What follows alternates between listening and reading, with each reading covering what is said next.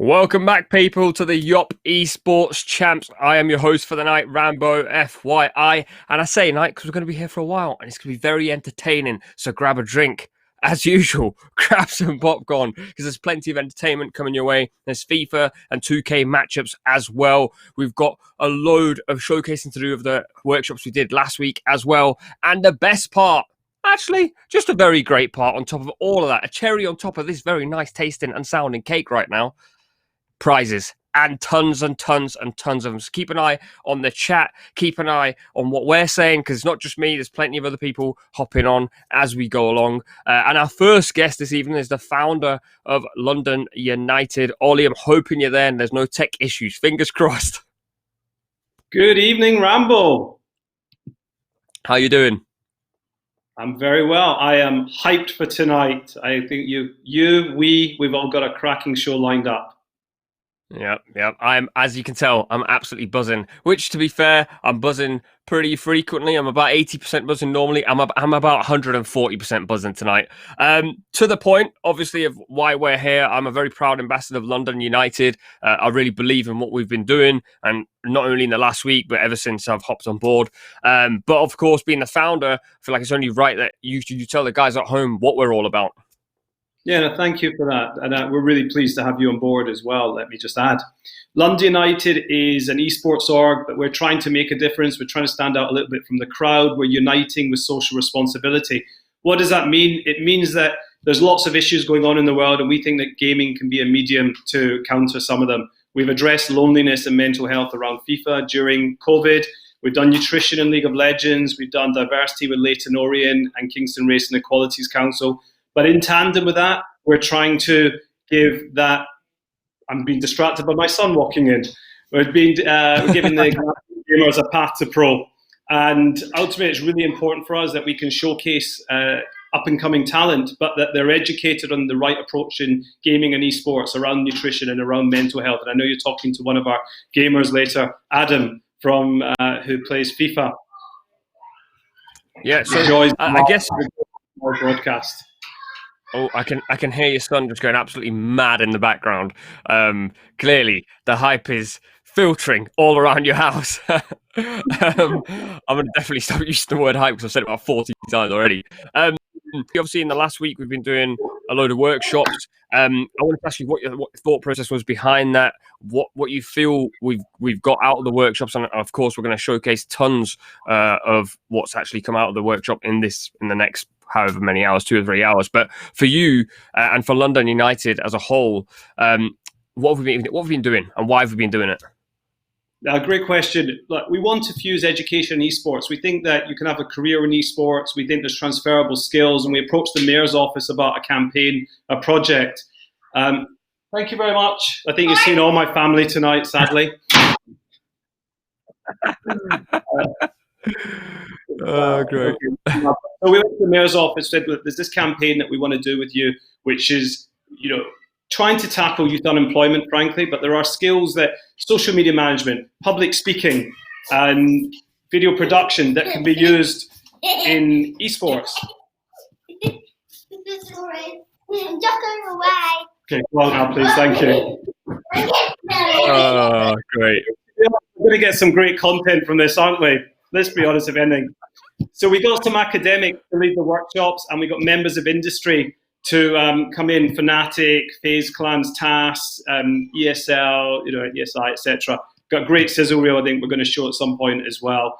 And ultimately, we worked with outreach partners in each of those boroughs, like the Rio Ferdinand Foundation, Kingston Racing Equalities Council, to bring young people to the workshops. And tonight is just an extension of that, which is we're going to showcase some of the content from the workshops. We're going to hear from some of the participants as well. Yeah, and I was talking about tech issues earlier, but it wouldn't be a stream if you didn't have either tech issues or family members just deciding for whatever reason that now's the right time to go over to dad and just run around in the background. It kind of reminds me of that BBC interview where I think it was a reporter, exactly. I can't remember who it was, shooing his kid out the room. In terms of tonight, then everyone expects it now, though, don't they? Because we're all working from home.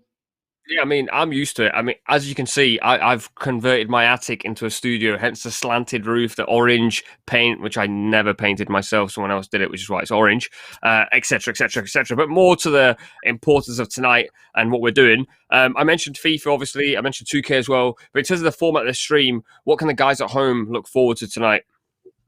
So we're going to showcase some talent, obviously, for FIFA and 2K, and actually we're really pleased to have some of the great British esports 2K team participating. We're going to have Sport Buff, which is a really cool piece of interactive fan engagement technology, which overlays on the stream.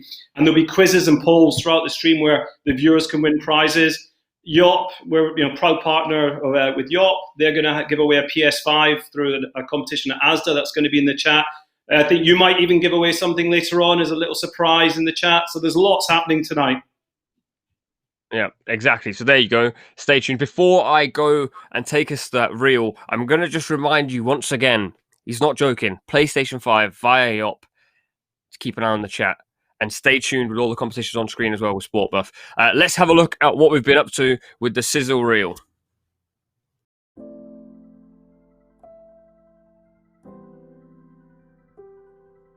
Hello everyone, my name is Billy Abbott. My name's Luke, I'm the media manager at Leyton Orient Football Club. Hi guys, I'm Abby. I'm one of the social media producers and the presenter at Man City. Great task, good to have you here. I'm going to ask you something straight off the bat, nice and easy. How do you feel about Arsenal's current form? We're really going there. No hello, no nothing. Straight to Arsenal. I'm messing. I was ready to hit you with like a 7-paragraph answer there. I want your project to look way better than anything I showcased to you today. If you're passionate about something, it doesn't matter if you don't know what aspect. Just go and show someone that you want to get into this space. Important that with online communities, you do ask for that feedback. There are lots of people with big opinions that want to express them. So maybe run a talk show, create some kind of content, whether it's fun memes or more in-depth serious stuff. There is an audience for it. The personality is really important for us, and having a personality behind it and speaking to them directly. Somebody is holding their phone and they feel like the club is directly talking to them, and I think that's something that you guys can easily try.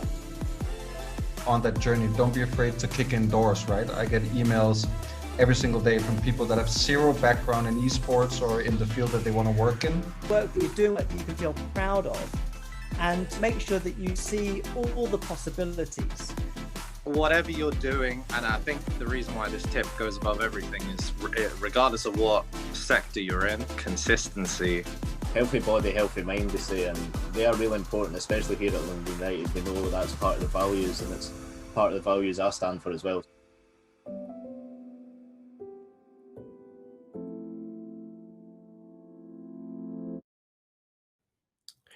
Welcome back. I'm still right here.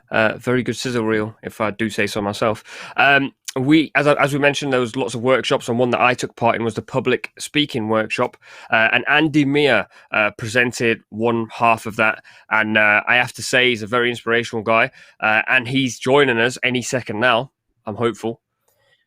I'm here. Good to see you, Rambo. There we go. How you doing, Andy? I'm great, thanks. No children around, sadly. I think children add spice to the reel, don't you? I mean, they're not my 4 children, but there is 4 children in this house right now. So if you really want them on screen, I can invite a couple of them up. Speaking of the public speaking workshop, obviously I took part in that, but you did the first part, I hopped on in the second part. How's that for you? Fantastic. Fact, the young kids that are having to learn how to be publicly present is a big part of this world now. You know, my son, and he's now starting to want to be a YouTube streamer and things. So the kids of today have so much more to figure out, and these skills are so helpful for them to build confidence apart from anything. I'm not going to lie, I was just joking about tech issues, but I'm actually having tech issues. I just about heard what you said. Obviously, I think you mentioned you have a little one as well. I do, Andy? yeah. I don't know if you can hear me. I think I've lost you a little bit too now, but I'll keep talking just over the technical problems. But certainly bringing kids into some of these skills is a big part of what esports is doing for the world, I think. Yeah, okay, I did actually manage to catch that, which is great. Which is great. We're finally balancing out. It feels like I'm bringing like my auntie who's abroad somewhere, and like you're 8 minutes behind me when it comes to talking. Esports obviously plays such a big role these days in everyone's lives, and obviously what London United, what we aim to do is bring esports and essentially try and get rid of that image that people have in their heads of if you're a gamer you can't do anything else or you're not healthy, etc., etc. And that was something you did actually mention as well. And I'm keen to hear what your perspective is on that because of how much work you've done within esports. Do you feel like that's changed over the years, the perspective of what an esports gamer looks like now? Oh, massively. I mean, you have to look at what's happening in the Olympic movement, where they want to get closer to the esports world to see that esports today is about gaming well, but also being fit, having insight into your well-being is such a crucial part of being a great player now. So I think that that world of healthy lifestyles is much closer to the world of gaming today, and it's really changing everything. Yeah, and one other thing before we roll a really, really special video, you've obviously been in the esports space for such a long time. What do you think the future of esports is from where we are now? Well, I think what we're seeing at the moment is an exciting array of industries that are getting closer to esports. So you see music, you see entertainment, you see all these innovation cultures getting closer to the world of esports. But really exciting is the development of immersive virtual reality technologies. And increasingly, these sports we play are going to be more like the real world. I think that's a really exciting part of the future. And a lot of what we're doing at universities is trying to create those worlds, to see what we can do to push the technology to create more immersive experiences in esports. Yeah. Honestly, I love where esports is going. I love what you do as well. You're not going just yet. I'm not going to let you go just yet. We've got a cracking video, and this is probably an example of the accomplishments that you gain from doing these sort of workshops, and you are one of the many people to thank for the workshops we've done. This is a video from Zandros in Year 8 at Conisbrough College. It's so good. Please roll the VT. My name is Andre, and I like to write poetry. And I like games like Mafia 3 Definitive Edition because it really shows the history of this in 1968, the civil rights movement, and I really find that interesting. I think we need more type of games like that to really show history, to bring that more in the gaming community. This is some gameplay where I have to kill these racist cult members. Well, they're basically like the KKK, where they're taking and terrorizing black people in this place called Frisco Fields, which I need to take over. And this is really hard. Not hard, but, you know, it kind of feels a touched subject for a person like me. Okay. The character I'm playing as is called Lincoln Clay. His mother is Dominican, his father's Italian, and he was grew up in an orphanage, but never took care of him because they never took care of black people around. Yeah, they weren't treating black people very well.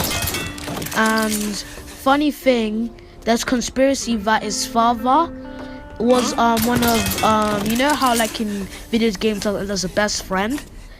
The best friend of the main character, the second thing, Vito, who's also in this game, is his father.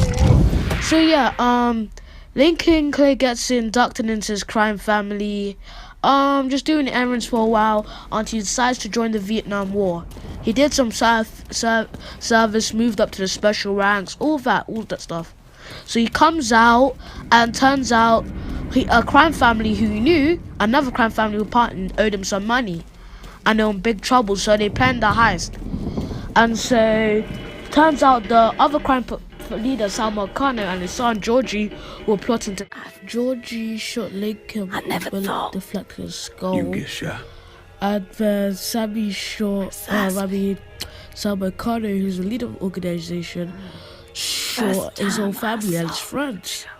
But the place to the ground. So and Lincoln survived. And now he's pursuing. This is just a quick scene. He wore the finest suits, drove the best car. About all of this. Hey.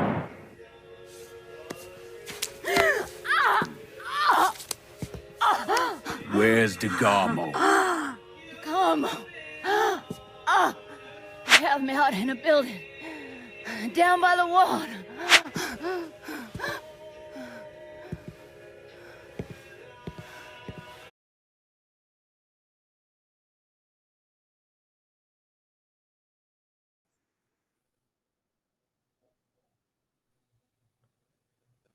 absolutely brilliant stuff. Apologies for the tech issues. We are on a few tech issues, but that is exactly why we do these workshops. That is exactly why London United is here, because we want to create them opportunities.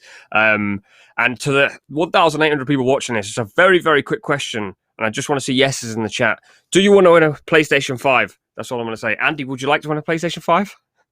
My son would like me to, for sure. It'll be a great Christmas present. Yeah. Andy, thank you so much for getting involved. Thank you for tuning in tonight and hopping on. I am a little disappointed your son hasn't hopped on screen, just so I could, push that PlayStation 5 motive a little more. But thank you so much. It's a pleasure, Rambo. It's great to see that work come out of these kids, most of whom have only made their first video through this experience. So, we're really hopefully making a difference to their lives and teaching them some skills that will help them in the future. Yeah, absolutely. Thank you so much, man. Absolutely love that.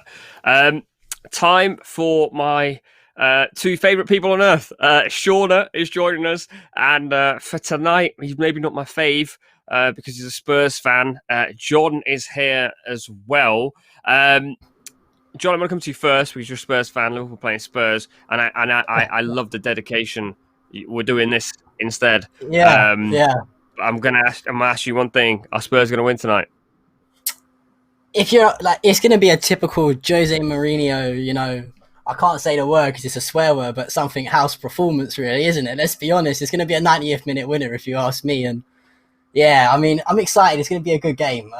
I'd be lying to you if I'll definitely be lying if I'm not somehow not shaking here. To be honest with you, it's so surreal to see Tottenham at the top of the league. I'm not gonna lie. But I'm just enjoying it while we're there, and especially at the moment, I've got the Arsenal game on my other screen as well, and they're drawing at Southampton. So who knows? They might be in for a relegation scrap this season. Well, good times for you, Shauna. How you doing, Shauna?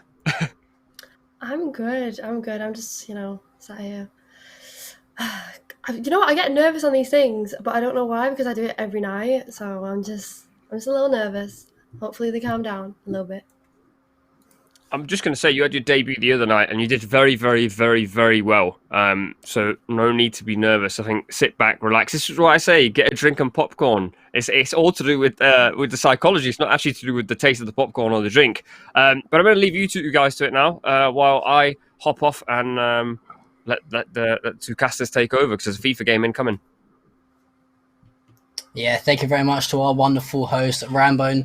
Hopefully our blossoming bromance can continue after we scrape the 3 points later on this evening. But yeah, Sean, I'm excited to be back here, man. We had a great first day on Saturday. It was great yourself. I know you was a little bit nervous making your debut cast, and I thought you did a great job. So hopefully you can replicate that performance today. But let's just talk about what happened the other day. We saw some great games, teams in particular that you might look to see. Is there any teams that you're going to expect to see in the games this evening?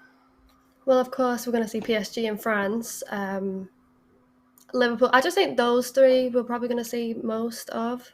Not too sure about anything else. What about you? Yeah, well, I definitely agree with you on the whole France and PSG front, Liverpool as well. However, we have got a game coming in for you. We've got Wavy Rick, who is going to be playing Real Madrid, actually. And we've got Owen Faye, who is going to be using France. So I'm excited to see this one. I don't think that's actually the game that we're going to watch, because I'm pretty sure I've just seen Cristiano Ronaldo on the pitch. And he definitely doesn't play for Real Madrid anymore.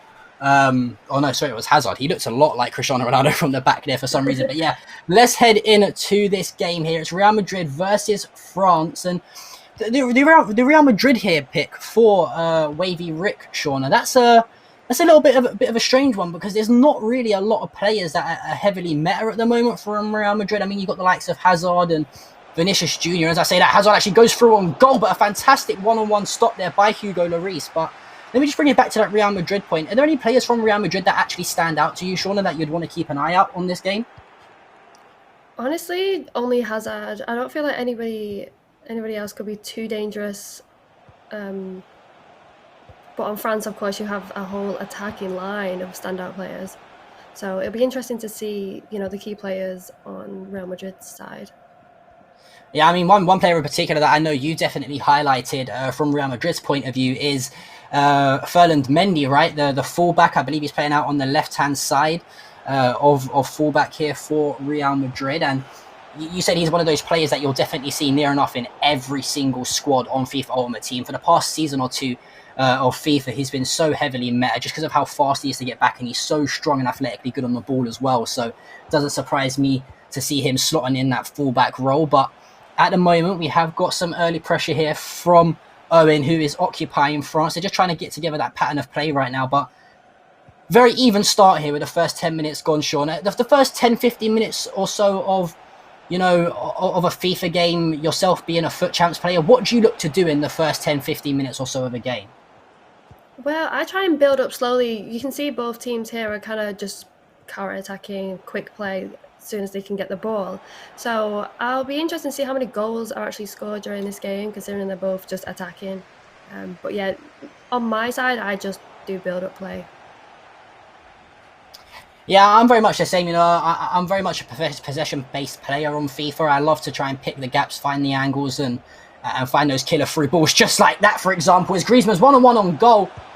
Does get it back onto that favoured left foot. The green times finish, puts it into the top corner for a second there, Sean. I thought he actually made a bit of a misplay there by trying to, sell that dummy with a fake shot, but luckily he does shift it back onto Griezmann's favoured left foot and puts it into the top corner, and it's 1-0 early on to France, and it's going to be now up to Real Madrid to try and find some sort of momentum going forward to try and level things up. And you mentioned you got to try and get a scruff hold of the game, try and find some of that possessional football in the middle of the field, and it looked like France did that, and they go ahead and put themselves on the score sheet through Griezmann.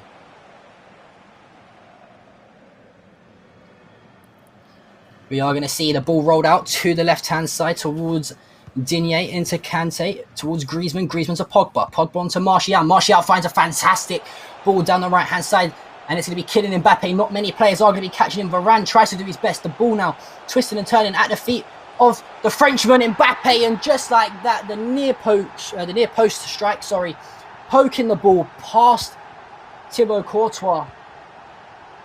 And it looks like now France are doing a fantastic job of trying to get this game over and done early, as Real Madrid really with their backs against the wall here. And if you're Real Madrid here, Shauna, what do you do to try and get yourself back into this game? Probably look for key passes. Of course, FIFA21, the through ball button is heavily meta, so I just try and do that. Also, maybe bring the ball into the penalty box and do a cross goal shots. Maybe that will help them level up or score some goals. I'm not too sure, but yeah, definitely. I need to see more key passes from Real Madrid. Just like that as a key pass, for example. And it is going to be 2-1 now after Valverde does strike the ball with his left foot straight into the bottom right-hand corner, past the outstretched leg of Hugo Lloris. And, I mean, I don't want to say that goal was coming. It was sort of against the run of play, to be honest with you, because it's been all France early doors here, as Pogba finds the ball forward to Martial. And Shauna, can please someone... Can we see some sort of game where a player takes control of the game and slows the play down? Because all we've seen throughout this tournament are people just going forward. None of these players seem to know how to defend. And in FIFA 21, Shauna, how important is it to know how to defend? So defending is super hard on this game. Like, you have to, as you can see now, Real Madrid is like holding the centre backs. Like, in my opinion, I wouldn't do that because it just ruins your line. So yeah, I would.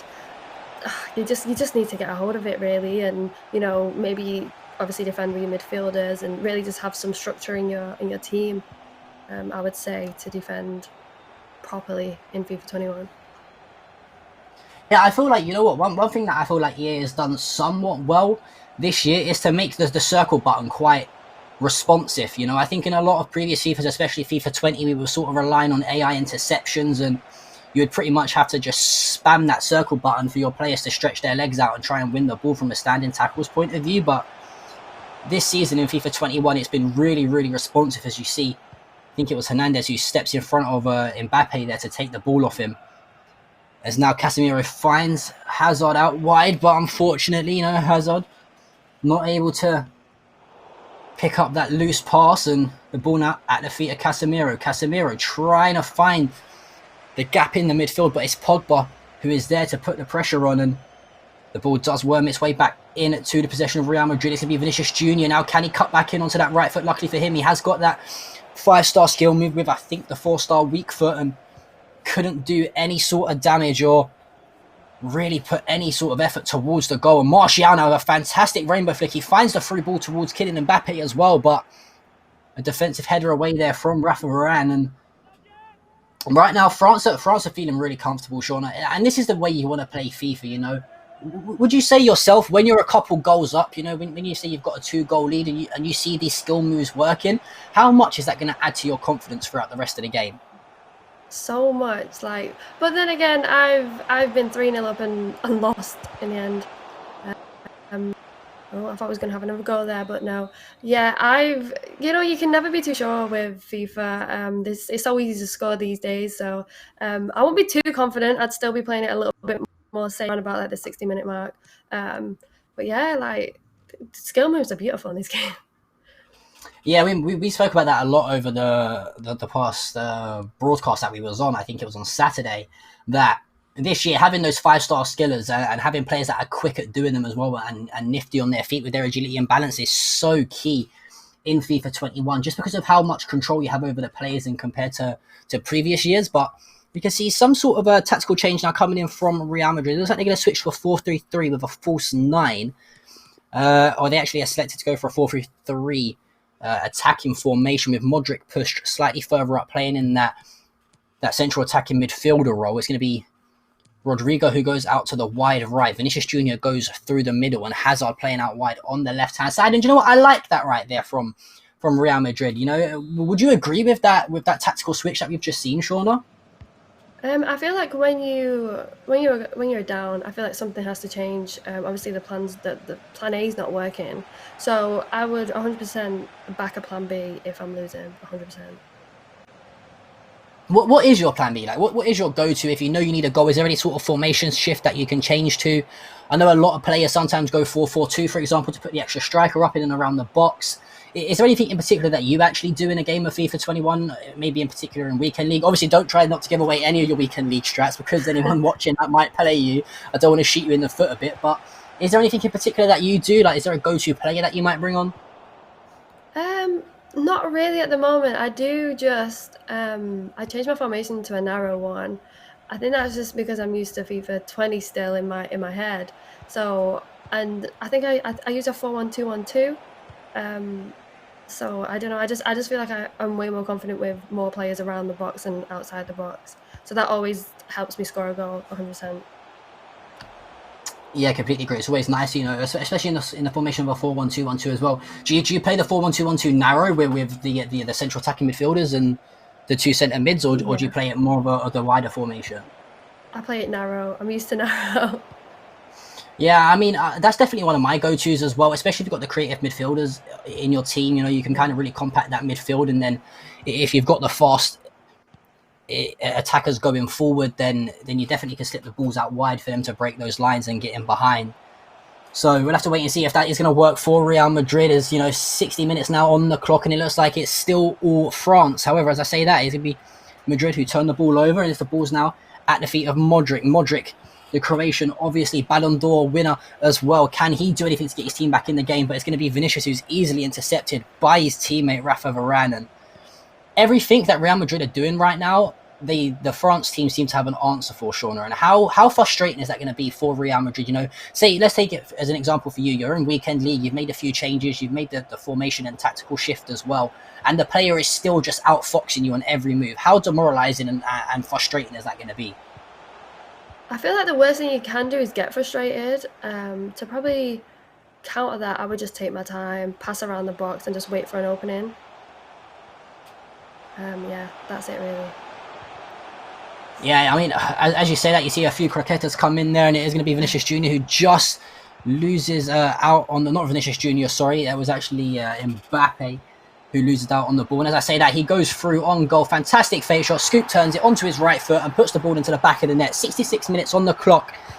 And it's a clinical performance here from France. You mentioned that when you've got the likes of Mbappe in your team, it's going to be so hard to defend against, and especially with This player who's actually using this team, I believe it's Owen, he seems to be very, very productive in and around that 18-yard box. He knows what he's doing. You've seen a few fancy fake shots come out, the scoop turns as well. And when you've got a player that's so composed like that, it's really hard to defend against, is it not? Yeah, if you just watch this player, he's really, really tricky in the box, and that's one of the worst things you can have in an opponent, is somebody who will send you different ways and, you know, create space for them. So yeah, it's super, super tricky. We have him on the break again. Oof. Mbappe with a green time strike, but it is going to be Courtois equal to it this time. I mean, I'm not sure what I'm more shocked about, the fact that Courtois let him 4 goals on FIFA, or the fact that he lacks that many in real life as well these days. But it's going to be a corner now for France, and another pause coming through for Real Madrid. You know, there's 15 minutes or just over that left to play in this game, and I feel like it's a little bit too late, you know, for anything to happen for Real Madrid here. And it must be so frustrating, because you've made the changes. It looks like a few more changes are going to come through as well. Modric's going to come off. Toni Kroos is going to come on in the centre of midfield instead of Casemiro, to try and get some sort of creativity again to spark that influence going forward in the final third. But it just seems like France have all the answers to any questions that Real Madrid might potentially be asking them. And if you ask me, this is going to be a very convincing win here for France, and I can't see Real Madrid getting back into this game. Ball's going to be whipped in the box now. It's going to be Mendy on the corner. Ball whipped in towards Vinicius Jr. It's actually going to be met by the head of one of the players there. Is Mbappe now on the ball. The fantastic Elastico coming into play, but does lose out. However, it's going to be Real Madrid going forward now. Ball slipped down the left-hand side, and now finally, for the first time this game, we've seen Eden Hazard really trying to stretch those legs, but Lenglet is equal to it. And I got to ask you this question, Shauna. Should a 70-paced centre-back be catching a 90-paced winger? Absolutely not. So I don't know what it is, and I don't know if it's I don't know if it's just a FIFA thing, but every time, you know, no matter who I have, I remember last year I had Mbappe for like the whole season, and I think if you put like a Hunter or a Hawk on him, it put him to like 99 pace, and I was still getting caught by like 75 pace centre backs. It's so frustrating. And as I say that, they are going to go down the other England score. It's going to be Martial who puts the 5th goal for France on the board. And you know, if I'm Real Madrid here, I've probably turned my Xbox off or my PlayStation off, whatever console we're playing on.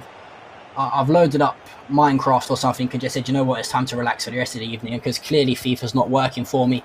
Valverde is going to find the ball down the left-hand side towards Hazard. Hazard finally beats his man for the first time, but as I say that, he puts the cross in, but Varane is equal. And oh, okay, Hugo Lloris went for a little bit of a run momentarily, but does lose possession. It goes out for a corner. Ball whipped into the box now. It's going to be met by the head of Ramos, but Lloris is there first to gain possession for France. And as I say that, Mendy now going to go ahead, surge his way down the left-hand flank here for France. Mendy in a one-on-one foot race with Varane. There should only be one winner in that one, but a heavy touch from Ferland Mendy means Varane's going to come across, intercept the ball, and it is now Real Madrid going forward. Going into the next game, would you like to see a bit more of a competitive game here, Sean, or are you just a fan of the goals? Yeah, I would actually like to see something a little bit more competitive, maybe a slower paced game, because as you can see, it's just end to end, like constantly. I would like to see a slower. That was an absolute great through ball. Oh, it's scoop chip! What a goal! That was a great goal. It's 6-1 to France. I think he's just rubbing insult to injury here, right? Adding salt into the wounds a little bit. I think the player from Real Madrid's either gone one or two ways. He's embracing the memes and laughing about it happening, or there are probably police outside his house right now because the neighbours have called there being some sort of, you know, violence in his household from the smashing of the controllers. But hopefully it was the former and not the latter. But that's going to wrap up our first game here, guys. It's going to be France 6, Real Madrid 1. You know, Owen was feeling himself for a second. He wanted the rematch, but you see the player of Real Madrid didn't want any of that. But even just looking at those stats there, 12 shots from France, 10 on target, with only 3 on target from the opposition of Real Madrid. What could Real Madrid have done differently in that game, Shauna? I don't feel like they could have really done anything. When a player is like that clinical in the penalty area, like there's not really much you can do except from just pray that the keeper turns up. So yeah, not really much you can do when a player is that good at finishing. Yeah, exactly. And I mean, we sound like broken records saying this, but you've got Mbappe up front, for example. You know, one-on-one, that guy left, right foot, it doesn't matter. He's going to put the ball in the back of the net. And even, you know, Anthony Martial, albeit he can't hit a barn door in real life, but luckily on FIFA, he's somewhat decent for the squad of France. He can finish. So it's going to be so hard. And when you've got the likes of Kante and Pogba holding the midfield down, you know, Pogba finding the passes, France just overall a really, really well-balanced team, especially for the meta lately in FIFA. You've already spoke about how great Ferland Mendy is at the back, getting forward and getting back as well. They've got two great centre-backs in Lenglet and Varane. It's going to be so hard for a team to beat the likes of France. If there's one team that you could use to play against France, Shauna, who would it be? Who is the team to beat France? PSG. I just feel like they're the two top teams, France and PSG. That's the only other team I could counter France with, 100%. Yeah, exactly. We have to wait and see if that matchup comes up later on, but we are going to go ahead and throw it back over to our host. Rambo, take it away. Very much, guys. Absolutely smashed it. It wasn't an easy game to commentate on. It was literally like a basketball match, and we're going to be doing NBA later. There's no need for that early on. 6-1, absolute beating. I'm sorry to the guy who lost that. Time for a little quick ad break, so stick around. We'll see you in about a minute. Yop, a snack you can drink, supporting you to make a positive change. Yop, no limits.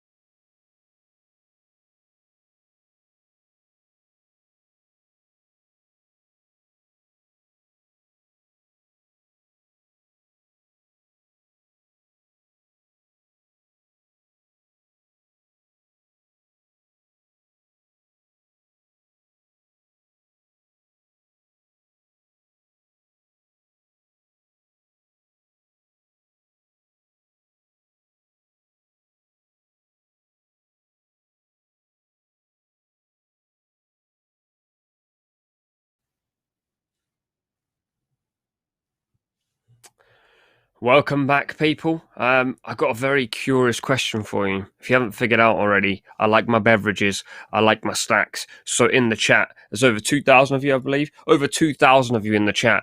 Just let me know what beverage you're drinking or what snack you're eating. And you might wonder why I want to know. I'm just a curious little guy. Anyway, moving further on. The Yop Esports Champs video production workshop took place last week. And one of my favourite people, we had a chat, I believe it was on the weekend, on the broadcast. And after speaking to him, I just became a fan. You know, people you just love listening to. I immediately just felt like, I want to talk to this guy more. We're going to be joined by him right now. Julian Alexander, from the Uni of East London. How you doing, man? Oh, can't hear him. Oh, how's that? Let me try that. Can you hear me at all? Did you do the old left your mic on mute by any chance? I did the old unplug the microphone because it wasn't even working, man. So, you know, it happens. Who knows? Mic wasn't working, so I just unplugged it. There we go. All right. Well, we've got you now. We've got you now, which is the important thing. How was that workshop for you? I know we spoke a few days ago. Yeah, it's amazing. You know, kind of what I'd like to see is the results of it. I'd love to see what the filmmakers, these now filmmakers, esport athletes turned filmmakers created. You know, I had a blast doing it. It seemed like people had fun doing it. I'm a very present-minded person. And just the fact that, you know, they could kind of get an introduction to the University of East London through me and through these workshops is all really that matters, man. So it was a blast to do. Yeah. And speaking of Blast, by the way, this workshop, and this probably symbolizes to you how important video production in esports has become. This particular workshop was supported by Gfinity, Blast. I wasn't just making the pun for the sake of making a pun. ESL and 1080 Media TV as well. And considering them sort of partners are coming on board and supporting these sort of things over the last 4 or 5 years, from your perspective, and I imagine, I think I know the answer, but video production must have absolutely shot up, right? Oh, totally. And you know, I mean, and if we put it into reference with esports and gaming, I mean, we see it within the educational system. When I was in college, we didn't have gaming programs where I went to school, where I went to film school and everything like that. And now, like, you know, it's all over the place. You can't go to any sort of technical or art kind of filmmaking, one of these media colleges, without talking about gaming, because that's how important it is. And especially at UEL, you know, there's gaming, there's esports clubs, they have everything. Yeah. And like I said, I genuinely became a fan after we spoke the other day. It's one of those where I was like, I kind of wish we had a bit more time to speak. We have a little more time today. And of course, I'm going to let you tee up your own VT very, very soon. But just before we do that, in terms of video production, and this is a question that I always think about, is I have a nephew who's about 10 years old, and he's really keen on video production, right? Like kids these days just suddenly are. Like the iPad app has iMovie and you can edit movies on there. Where do you think video production now advances to? Because I feel like we're really at the pinnacle. Like, how do we get better than this? To be honest, the crazy thing is moving so quick, where once your nephew is my age, you know, I think we're going to be on a completely, it's like going to Mars, man. You know, it's like we're going to be on a completely new level, especially what's going on with, you know, we've seen it like in the last few Star Wars films and stuff, where they're able to kind of do face replacements and everything. All this technology is getting so much better. Or now Mandalorian, for instance, the way they're doing backgrounds with LED panels and background, like, so just our filmmaking approach, you know, all the changes are happening so kind of high up right now. All that soon enough is going to trickle down to what we have at our fingertips. And you know, honestly, I can't predict it, because it's just things move so quick, man. I have no idea. Yeah, I think one of the most fascinating things about it is you can literally become a video producer now from your own device. Like, you don't even need, you know, back in the days you needed a huge camera, you needed to pay for the most expensive editing software. Now you can get the most basic version of things and it's still 1080p, 720p, and the quality still shoots all over the shop, and you can get it in as many frame rates per second, etc., without getting into the technicalities. I think it's only right, Julian, that you introduce your own VT before we let you go. And as always, before I let you go, I just want to say thank you for coming on, and it's an absolute pleasure chatting to you twice in 5 days. I'm honoured. Thank you so much. Actually, I wore my, we call these soccer jerseys where I'm from. So I wore my football kit, you know, because I knew I was going to be coming here hanging out, you know, with y'all, watching some football and everything like that, you know. So thank you so much. Glad to be back. This video was actually produced by a student. It was cut by a student specifically for this. Actually, this student, I believe, has worked with London United previously, you know, so maybe we'll figure out where exactly that connection is. So it's only right that she came in and edited this video for y'all. So this is a University of East London student who cut up this video promoting our very awesome university. So thank you so much, and I'm happy to be back.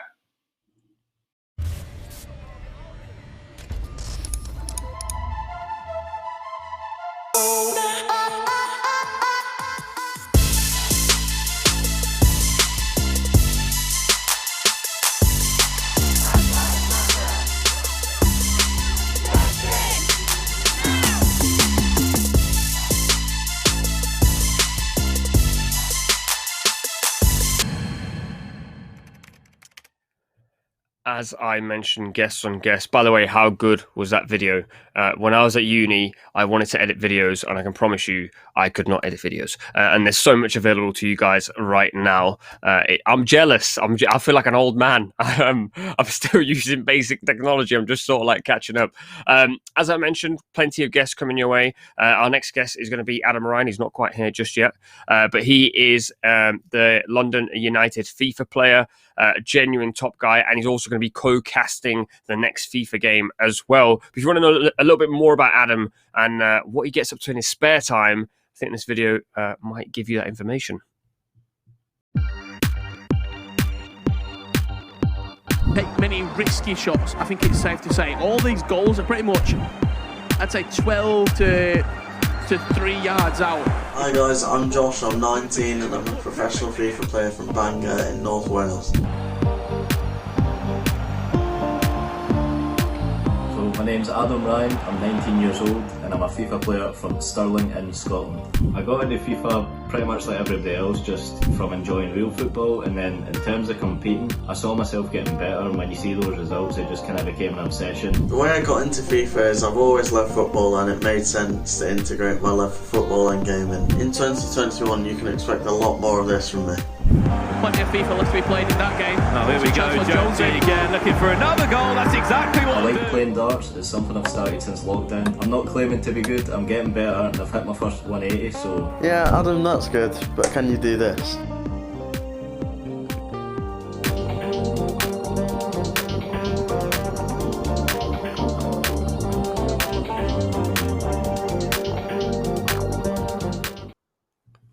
Well, I told you, you're going to find out a little bit more about him. And I'm hoping Adam is going to join us any minute. Adam, how are you doing? I'm doing good. How are you doing? I'm very good, thank you. I'm very good. What have you been doing today? I'm always keen to know what esports players and streamers are doing during their days. Well, it was a nice 10 a.m. rise for me, pretty standard. And then I had a meeting with a psychologist at... what time was it again? Around 12 till 1. So that was just preparing me mentally for the upcoming Club World Cup tournament. And then after that, I just tried to take on the tips and implement them into some games. So I've been playing some games since then. I chilled out. I've had a little pizza, chilled out for a bit, and now I'm here ready to do some commentary. A little pizza. As much as I want to ask you what toppings you get on your pizza, I'm going to ask you what actually happened with the psychologist. Like, how does that conversation work? What are the tips in case there's anyone watching who might need some tips for FIFA? Well, the tips were like, so sometimes I was saying that I was struggling to really be focused on the present. So maybe I was thinking about the outcome of the match or what could happen if I win the match. So a bit of advice I got was to just think where my feet are. So if you look down, your feet are on the ground and they're exactly where you are right now. Yep, there they are. Hopefully you can see your feet. So they're on the ground and you just have to think, I'm in the present now. I can only control what's happening right now and I should focus on that. So that's a big tip that I took away from it. Okay, so just to look at your feet so you know you're here in the present. Yeah, so you're not, it takes your mind away from overthinking. So you could be overthinking what happens if we lose, what's the consequences if we lose, what happens if we win, who are we playing if we win this match. You can only think about the match. If you're not thinking about the match, that's where you can lose concentration and be punished. Okay, very interesting tip. I'm going to have to use that when I'm playing FUT Champs. And for anybody else at home who has a bit of rage playing FUT Champs, this is some top advice for you as well. And before I let you head over to John and Shauna, a question for the chat.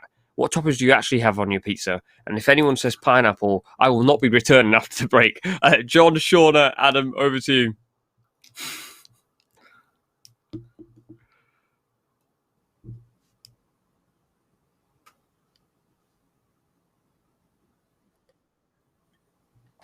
Apparently I'm on mute. That's I've only been doing this for a few years. Who cares? But the thing I did say is, if anyone wants advice on playing FUT Champs, the answer is to not play FUT Champs. It's the most stressful experience anyone can ever experience as a human being. But Adam, welcome. It's great to have you back here. You did a great job last time you jumped in the commentary with us last Saturday, I believe, at the first qualifier. It's always great to get an insight from a professional player's point of view as to how they would actually think. I mean, myself and Shauna as full-time content creators, we do play FUT Champs, etc. But you play at that next higher standard, so it's always great to get that insight into the game. So, Adam, I guess the first question I've got is for you.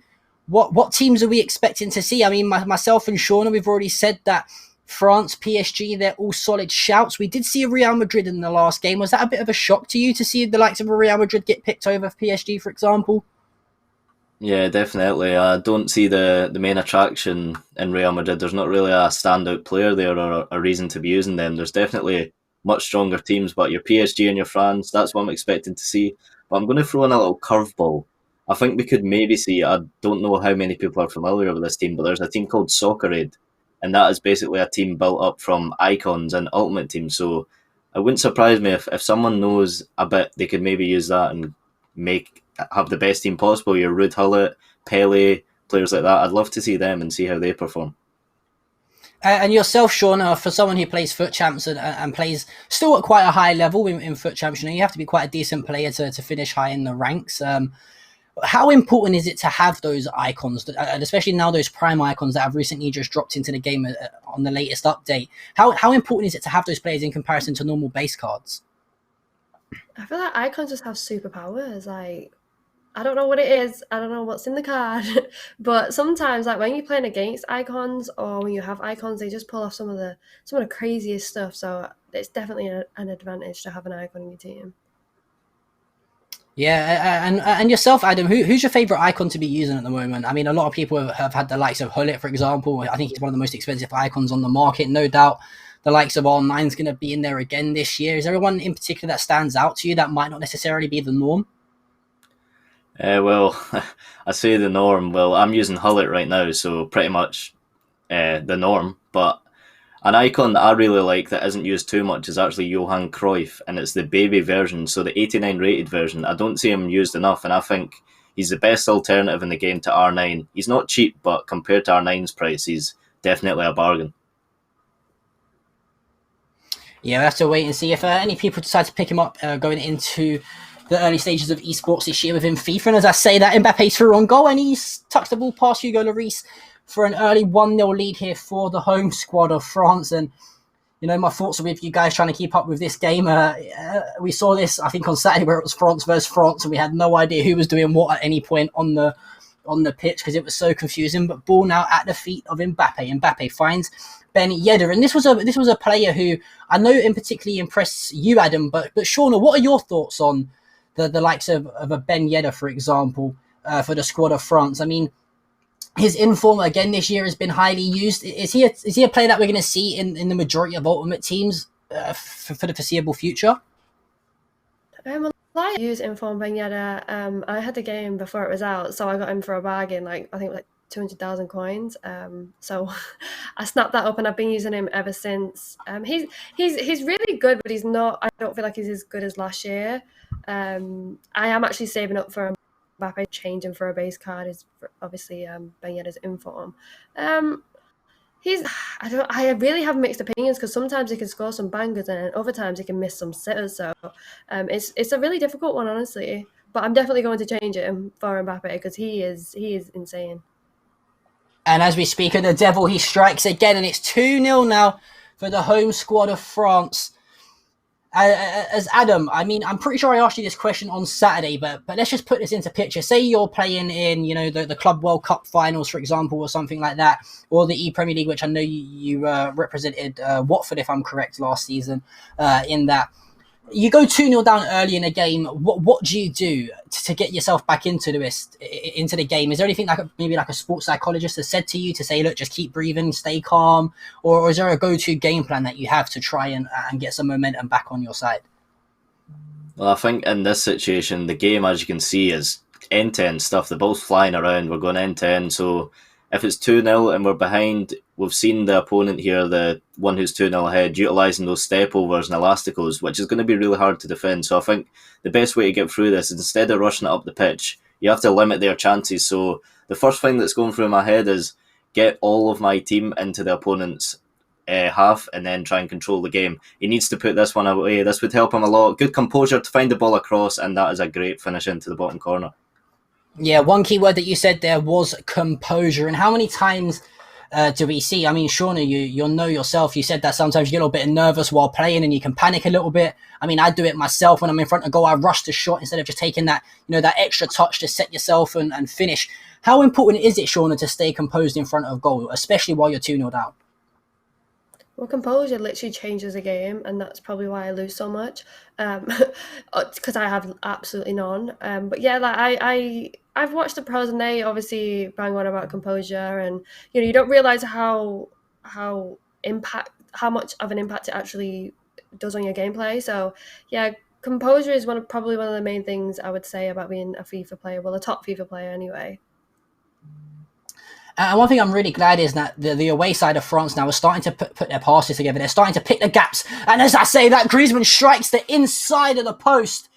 And the ball flashes across the face of goal. And just luckily for the home squad of France, away from the danger zone. And the 2-1 lead still somewhat intact. But we're starting to see now, Adam, and one thing that you said that, what the away squad of France could do is to start to predict what the home team of France were doing, and it looks like he's cottoned on a little bit to the way that the home team like to play, and at the moment it seems to be all the away side. Yeah, it's looking like the goal has definitely calmed the away side down. At first he was just kind of trying to force the ball up to the striker with through balls, but as you can see, not just the goal, when Griezmann hit the post there, that was really unlucky, but that all came from him slowing the attack down, and then when he got the ball around the box, he was quickening it up in the final third. But lovely use of the La Croqueta there, but as you can see, he predicted exactly what he was going to do and made the tackle. Yeah, ball now at the feet of Digne, does get this success. That could be Pogba, who finds Martial, now to Griezmann, and you see for a second there that Mbappe looked like he was through, but fantastic use of the manual switch to the defender to drag Lenglet over towards that right-hand side and block off that avenue for Mbappe to exploit with his pace, but still the ball at the feet of this away France squad now. Now Mbappe, the rainbow flick. Can he find the shot? No, does take an extra touch, make it 2 touches, but Kante is going to be there to intercept that danger man. And how many times do we see Kante do that in real life, for example, where the last minute ditch challenge? But if I'm correct in saying this, Shauna and Adam, you can maybe make a point here after Shauna has said her bit, but how often do we see Kante in Ultimate Teams these days, Shauna? I mean, I know that a lot of people don't seem to use him because of how small he is, but he's got such a good work rate. Are you a fan of Kante? Oh yeah, I'll have Kante in my team until the end. I feel like Kante is the best CDM on the game. Obviously, I don't have enough money for like Hullet or like the icons, but Kante is so good. Like I think it's just his like speed, while like jockeying or just like moving around. I feel like that's just unmatched compared to any other player on FIFA right now. Yeah, we saw for a second, I think it was Martial who just had some fantastic composure to just ball roll it around the keeper, but it was Varane who was there to make that last ditch block and send the ball behind for a corner. But going in at half time, Adam, 2-1 up the home team. What were your thoughts on that first half? I really enjoyed it. It was like, I know it's a serious competition and stuff, but to me, watching this, it looks like both sets of sides are having fun, and that is ultimately what this is all about. Nobody is really scared to attack. Both sides are really going for it. The away side, though, they only have in the 30% mark of the possession, and I would be straight away trying to just maintain the ball a bit more and get more control going into the second half. Yeah, that's the way to see what both players elect to do, and it looks like France are trying to just, play that possessional football, try and keep the ball, move it around as much as possible.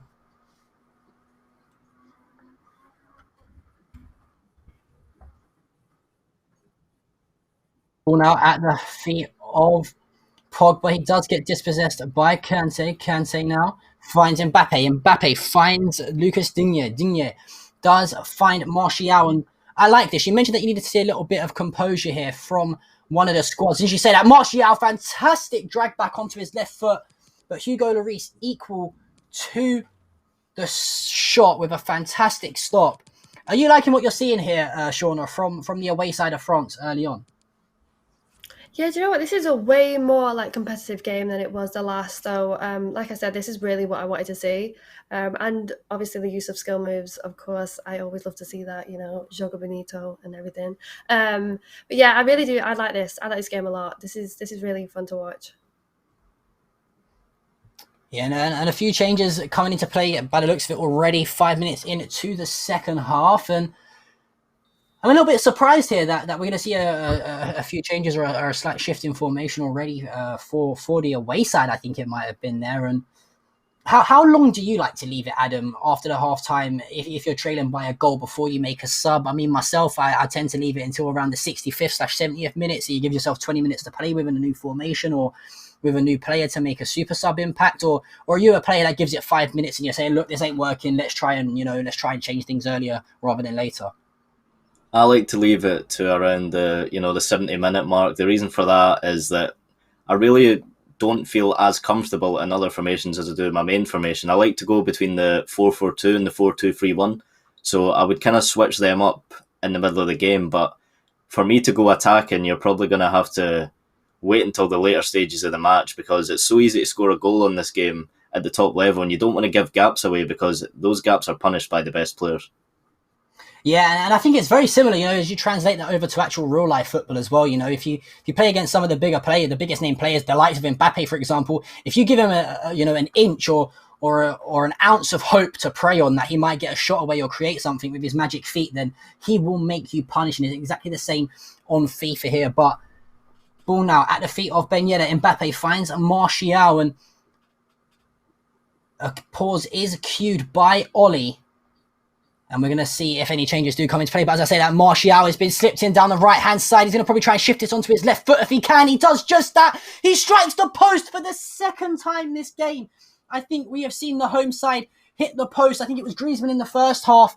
It's going to be Martial in the second half.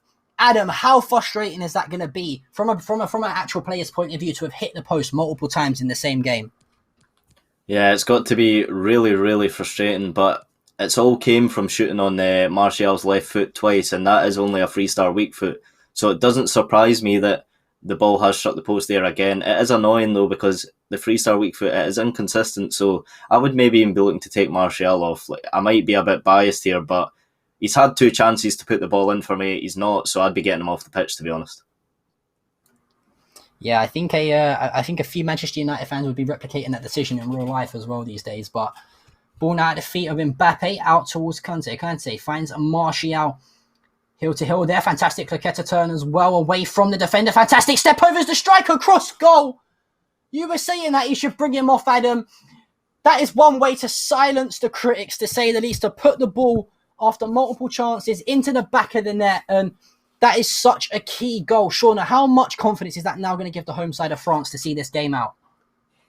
I mean, it will give him confidence, but like I said, it's still early days really, to keep composure. Maybe have a way more structured way of playing now. Just try not and concede any more goals. Honestly, that's what I would suggest. Yeah, I think it's going to be more trying to shut up shop here. We might even see a bit of a more defensive formation come into play for him to just see this game out. But as I say that, it looks like he's going to go forward with the likes of Mbappe. The Elastico does try and come into play there, but I think luckily for the away side of France, his reaction speeds were a little bit slow in reading what might have happened, and it worked out in his favour. But now Kingsley Coman through on goal, the ball roll onto his right foot, and he smashes it past Hugo Lloris. And just for the record, guys, that is Kingsley Coman, not Quincy Coman, as some might say. As you said that you wanted to see him, not concede a goal, Shauna. He has now conceded. And Adam, how nervous is the home side of France going to be now? After just going 3-1 up and putting a bit of daylight between you and the opponent, to concede straight after, that must be heartbreaking. It must be very frustrating, but there is plenty of time left in this game to get the goal. But I just want to touch on the point. Martial scored, that was with his right foot. And now you've seen with Coleman, he could have shot that with his left, but the simple ball roll onto the right foot, playing the percentages, if you take that shot on with the right, there's a much higher chance of scoring. That's exactly what he did and exactly why he got that goal, which could be vital. Yeah, and as you say, it could be vital. It looks like they're going to try and go through again. I thought the ball was going to be played over the top towards Ben Yedder, who looked to have made that run. Coman now trying to twist and turn away from Pogba. He does find the space. Ben Yedder can't dance his way onto that favourable left foot and get a strike away. And it's now Griezmann who comes out with the ball. The ball roll, just keeping possession, plays it back towards Mendy. Mendy is going to go ahead and advance towards that right-hand side of midfield, but he likes to just keep the ball. And I like this right now from from France. Just keep the ball, frustrate your opponent, just play around with him, make him force the mistake, make him give you away silly free kicks. Don't do that, however. The ball is dispossessed. Mbappe finds Ben Yedder. Yedder, the ball rolls. Can he find Mbappe again? He does. He's one-on-one with the goalkeeper. Can he ball roll it around him? He can't. The ball comes out to Coman, to Pogba. He tries to square it to Coman, and Kante is there to save the day. Adam, just talk us through quickly there, from a player's point of view, what did France do wrong in not putting the ball in the back of the net? Well, it was unlucky that he didn't quite get to the ball-to-ball roll around the goalkeeper, but he had the ball with Pogba and just needed a bit more composure there, forced the ball across, trying to get the ball into the goal as quickly as possible. But at that point, in my opinion, the chance was gone. So it was all about trying to maintain the ball. As you can see now, they really are trying to do some quick attacks, kind of forcing the ball through. But that's a great use of the bridge here. Kingsley Coman, and that is one of the greatest tactical fouls you'll see. But it is a red card. We don't have long left, but the home side of France have got to be shaken now. I'm really interested to see what formation we see here. I'm assuming there's going to be a change to plug that gap in the centre-back. Going to the 4-2-3-1 here. Yeah, we're losing a striker. Mbappe is going to be taken off here. Nope. We're going with Martial. Nope, Griezmann. Plenty of changes here, and I think we're going to see a centre-back. Yeah, I wouldn't surprise if we see the likes of maybe a Hernandez come on, or even a Kimpembe. That's exactly what we've seen. And for a second, I thought he was going to take Mbappe off, and I like the fact that he's kept Martial on too. What he's going to try and do here, I think, is play on the counter-attack if possible, and try and catch the tired legs of the away side of France, vulnerable and lacking at the back slightly. But Shauna, how annoying is that going to be, though, for the away side? You're through on goal, and a tactical foul like that comes into play, albeit be a red card, and you now have 5 minutes against 10 men in a free kick in a very dangerous position. Surely you would want to just score the goal there, right, and keep an 11 versus 11 going into extra time, potentially.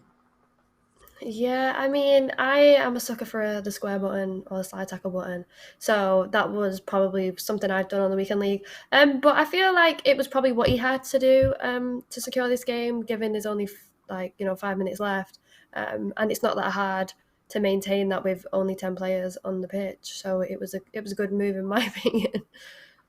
Yeah, guys, make sure you don't forget to use. Definitely use. Don't not use it. The Sport Buff integration with the Twitch stream. Any sort of questions that we ask, we allow you guys to vote on in the chat as well, and you can get your hands on some great prizes. Should you pick the right answer, you'll be entered into a random giveaway to win some awesome prizes from our partners. And not only that, if you guys are watching over on the front page of Twitch, don't forget to hit our channel and come over and talk to us in the chat while you are watching and hanging out. It's always nice to see some new faces in the chat. But with 2 minutes left here, it looks like we're going to see the final attack here for France. The ball was trying to be played back out wide towards Martial, but the ball just getting overplayed and trying to force the error out of the home side. And it's now Coman who goes through on goal. It's Martial, ball at the feet of Pogba. And if you're France for the home squad, just keep the ball. Keep the ball right here. Do not lose it. The ball's going to go forward. There's not enough time, however. And just like that, guys, 3-2 in favour of the home squad of France, albeit they had a late red card and a flurry of chances for the away side. The home side just doing enough. Shauna, what were your overall thoughts on that game? I thought it was a really good game, actually. I feel like the home side got a little bit too cocky, and then nearly drew the game. And then the tactical red card kind of played out well for him. So yeah, that was a really good game. I thought it could have been a draw in extra time. So yeah, it was a great game. Adam, from your point of view, what could have the away squad of France done differently to try and get themselves back into this game? Yeah, it was really hard to do something different because they actually started in the 4-1-2-1-2 narrow, which is in general my go-to ultra-attacking formation. So I feel like there was nothing more they could do in attack. All they could really do was up the pressure and try and be more aggressive. But yeah, it's a really frustrating loss to take, I think. So I think they'll have to watch that one back and see what they could do better. Yeah, thank you very much for joining us, Adam. Again, we do appreciate it, guys. We've got lots more action coming up. Me and Sean will be right back after this quick break. Yop, a snack you can drink. Supporting you to make a positive change. Yop, no limits.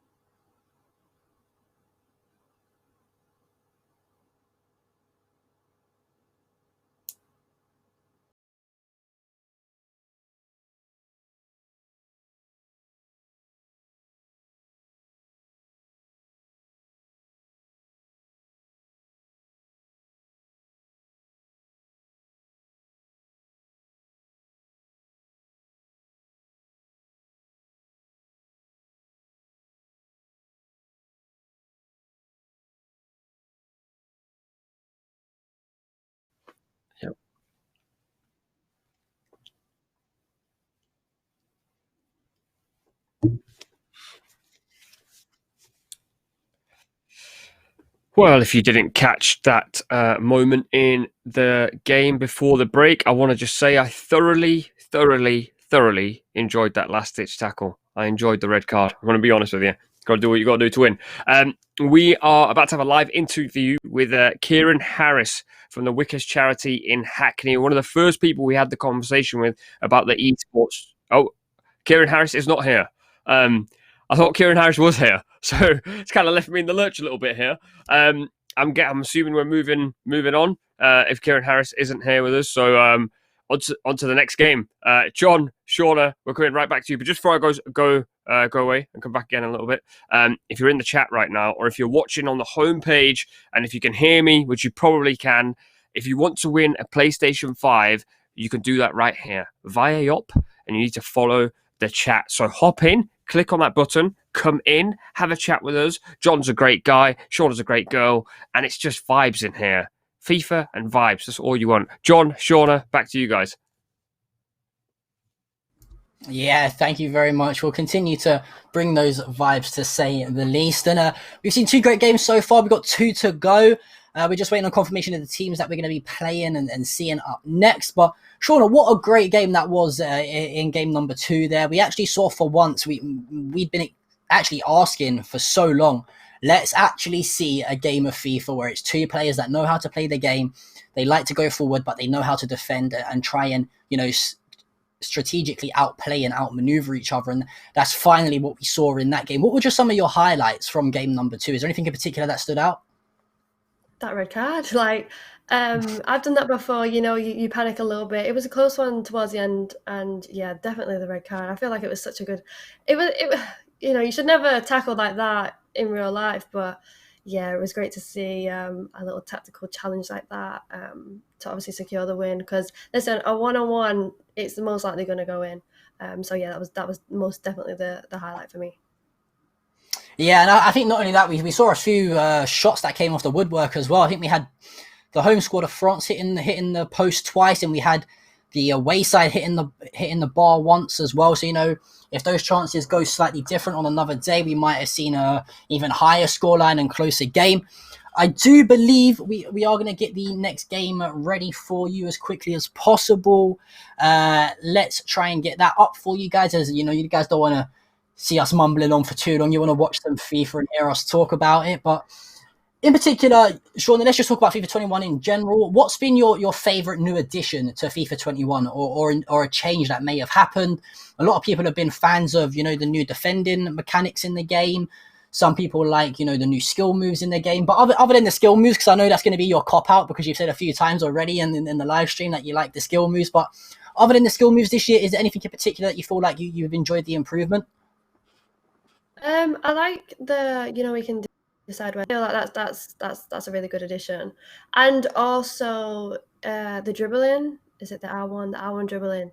I feel like that can buy you so much time and space. So yeah, that one, them two there, they're great. We saw that we saw that last year as well a lot on FIFA 20, right? The R1 dribbling, and especially with the 5-star skillers as well, who have great dribbling and agility as well. In and around that 18-yard box, the amount of penalties I've given away from someone, as soon as the ball comes to their feet, they tap R1, and the player does like a really weird movement to like step back, but has the ball at his feet somehow, and then you clatter him and then you give away a penalty. If you can use the R1 dribbling right, especially one player in particular who's great at it is Neymar. Neymar is fantastic at R1 dribbling. I know, for example, Alan St. Maximin is his inform, which I use, is great at it as well due to the high dribbling and the high skill stats on him as well. That, it's great. And I'm really looking forward to seeing how that plays out throughout the rest of the year, especially at a pro level as well, because how different is it, Sean? I mean, yourself, you only play FUT Champs. You never competed at a high level in terms of esports FIFA, but just from yourself as a spectator point of view, how different is it to see a professional play FIFA to see someone more casual like us play FIFA? Oh, it's so different. Just the way their brain works. It's bizarre to see. I know just watching them improves me. And they just do things you never even think of. Just the way they use different skill moves in different scenarios, and you can really see what is the meta when you watch a pro play, because they've already figured it out. The brain just works completely differently to mine. I know that for certain. I don't know about you, but yeah, they're so talented. They really are. Yeah, and I think very much what Adam said as well. When it comes to the composure at such a high level, and finding that one gap that you can just exploit and find a shot or a chance out of nowhere at the highest level, that's so important to be good at, because you might be playing in a game where another professional player is all over you, and you get one chance in a game, and you've got to make sure you finish it to advance through to the next level. And that's exactly what we're going to see in these types of games as well. We saw it late in the game that we've just watched. However, if it weren't for a bit of a naughty challenge, we might have seen some extra time come into play. But yeah, it's always great to watch the high level FIFA esports. I very much enjoy watching it. And yourself, have you always been a FIFA girl, or have you dabbled in other games like football games as well? Because for me, it's always been FIFA. FIFA. Yeah, just basically FIFA. On the PS2, I think it was FIFA Street. FIFA Street really, really made me fall in love with football. It is mad that a video game made me in real life fall in love with football. But FIFA Street was most definitely one of my favorite games of all time. But then the Call of Duty kind of came into it because everyone was playing that, and that kind of took like online playing to a whole different level. So I think Black Ops 1, Black Ops 2, I was heavily into, and then I just go back to my roots and just stick with the love of football, really. Yeah, I used to love FIFA Street. What was it called that like you used to charge up something? Was it called like a rule breaker or something like that, where you used to like a game breaker? a game breaker. That's it. Yeah, like dude, I remember those. Like I'm like you used to have to score ridiculous goals with them as well, and like it was almost a guaranteed. It was a guaranteed goal every time, unless like there would be like a weird glitch in the game where the player would just stroll across your screen as a game breaker was happening. It would just hit him and nothing would happen, and it's just like the ball stops dead. So I mean, I would be lying if I said that I wasn't disappointed at Volta. We've actually got Adam back, and this would be great to get your opinion on it. I mean, I know yourself, you probably heavily feature and play the Ultimate Team game mode, but have you ever dabbled in Volta to potentially practice your skill moves with certain players, for example? Because that's what that game's all about. It's about dribbling and having fantastic skill moves. I think you're muted, Adam. I believe you are muted, my friend. Yeah, apologies for that. All right. I was on mute, but yeah, I will never play Volta. For me, I don't think it's very good, to be honest. And I think that time could be used for pro clubs, for example. Pro clubs would be. I love pro clubs. Much better for me. Everyone loves pro clubs, so I would love to see pro clubs getting a bit of love instead of all the attention going to Volta. But yeah, maybe I'll play it one day. But as for now, I don't have any plans to play it. I think, isn't there like a pro clubs league that's been like community run or something like that? Isn't it called like the VFL or something like that, where everyone has their own team or something like that? So we'll have to wait and see. I would love to see the pro club scene get some sort of recognition, because I'm a huge fan, for example, of pro clubs. I play it probably more than Ultimate Team every year, which is really bad for a FIFA content creator, even though like the majority of the content is FIFA Ultimate Team related. But as soon as I finish my streams, man, I'm all about pro clubs. So I'd love to see it get some sort of recognition, especially in esports as well. Because can you imagine like having like 11 players on the pitch controlling one player each, and it's 11 versus 11? That would be the biggest cluster I've ever seen in a FIFA game. Like my players barely do what they're told to when I have control of one player, like, or let alone one player controlling 11 individuals. Like it's ridiculous. But let's not talk about pro clubs. We are here to obviously play actual FIFA, albeit though the actual kickoff game mode. We are going to be heading into our game number 3 shortly. We are experiencing a few technical issues. That is, the perks of being an online tournament. However, what are you expecting to see out of this game number 3 here, Adam? Yeah, step overs, bridges, pretty much used to the good skill moves. I'm expecting another high scoring game because, let's be honest, that's pretty much all we're seeing right now. That's exactly what we want to see. High scoring game. I'd love to see another high scoring game, and I do know one of the players who's competing in this match is actually a friend of mine, and I know he's got a very high level, so I think we're going to be seeing a lot of skill moves, a lot of fast play, and a really entertaining match. What's your friend's name? Give him a shout out, man. What's his name? Does he play for anyone or? So it's Gary. He goes by the name Big Stuff. Okay. He's a competitive player. He's had 30-0 before, so he really does know what he's doing. So no pressure on him, but I'm expecting a performance. And if he doesn't perform, I will be giving him a bit of a grilling. So pressure's on you, Gary. Let's see what you can do. Yeah, hopefully he impresses well, to say the least. And Shawnee, yourself, I'm not too sure if you're familiar with anyone in the tournament or at all. Is there anyone that you've seen that you might thought in particular, or are you just all here for, like, you know what, I don't care who plays, I just love FIFA, I want to be involved? Well, of course, me and you both know Stingray, and he's a great player. And that's the only person I really know. I know there's a female in the last round, which was really, really good to see. And she's a Twitch streamer. I think it's Cleverly. Yes, she's really good. But yeah, just them two I really know about who's in the scene, that have participated in the tournament so far. Yeah, just a bit of confirmation, guys. Quickly, if you guys see me constantly looking off the screen, it's because I'm trying to keep up to with all the chat that's going on with our production team at the same time. We have got confirmation that we will not be playing the third match. We're going to head straight to the finals instead, which we're actually going to throw back to Rambo quickly to have a quick chat with the guest before we set up that final. So we'll see you guys in a little bit. Thank you very much, John, Shauna, Adam. I did say earlier, there is definitely a live interview with Kieran. I also mentioned tech issues a long time ago, which were mainly on my part. But Kieran, we finally have you here. I hear you had a bit of a log-in, log-out issue. Yep, sorry about that, guys. Technical issue. I think that was on my side, Rambo, to be honest with you. I'm not the greatest at this stuff. I like the fact you've taken a bullet for the team. I like that. As I said earlier, just like 5 minutes before John and Shauna were chatting, we've obviously got you from the Wickers charity. You're one of the first people we actually had some dialogue with about the Esports Champs, and you were very supportive of it. But what made you want to come on board with it? Well, what the Wickers charity do is we try and find opportunities, especially employability opportunities for young people. We try and tackle gang violence and knife crime, and we try to come at it through different angles. We often find that some of these young people might not go the university route, so we try to expand their horizons, if you like. And opportunities like this, I think, are vital going forward, especially with the way that the world is changing with all the tech and things like that. So that was my main reason. How have you found the response to something like this? Because, you know, with unemployment in esports or what we do, you wouldn't ever really attach the two together. So I love the fact you have, but how have you found that?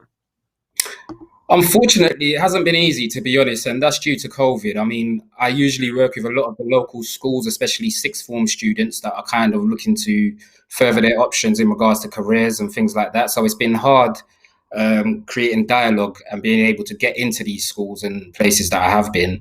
But I mean, you know, with a lot of people having phones, especially young people nowadays, it's not as hard as it could have been, if you like, in this situation. And how do you think, or more so, how do you see the future going in terms of esports and trying to tackle unemployment?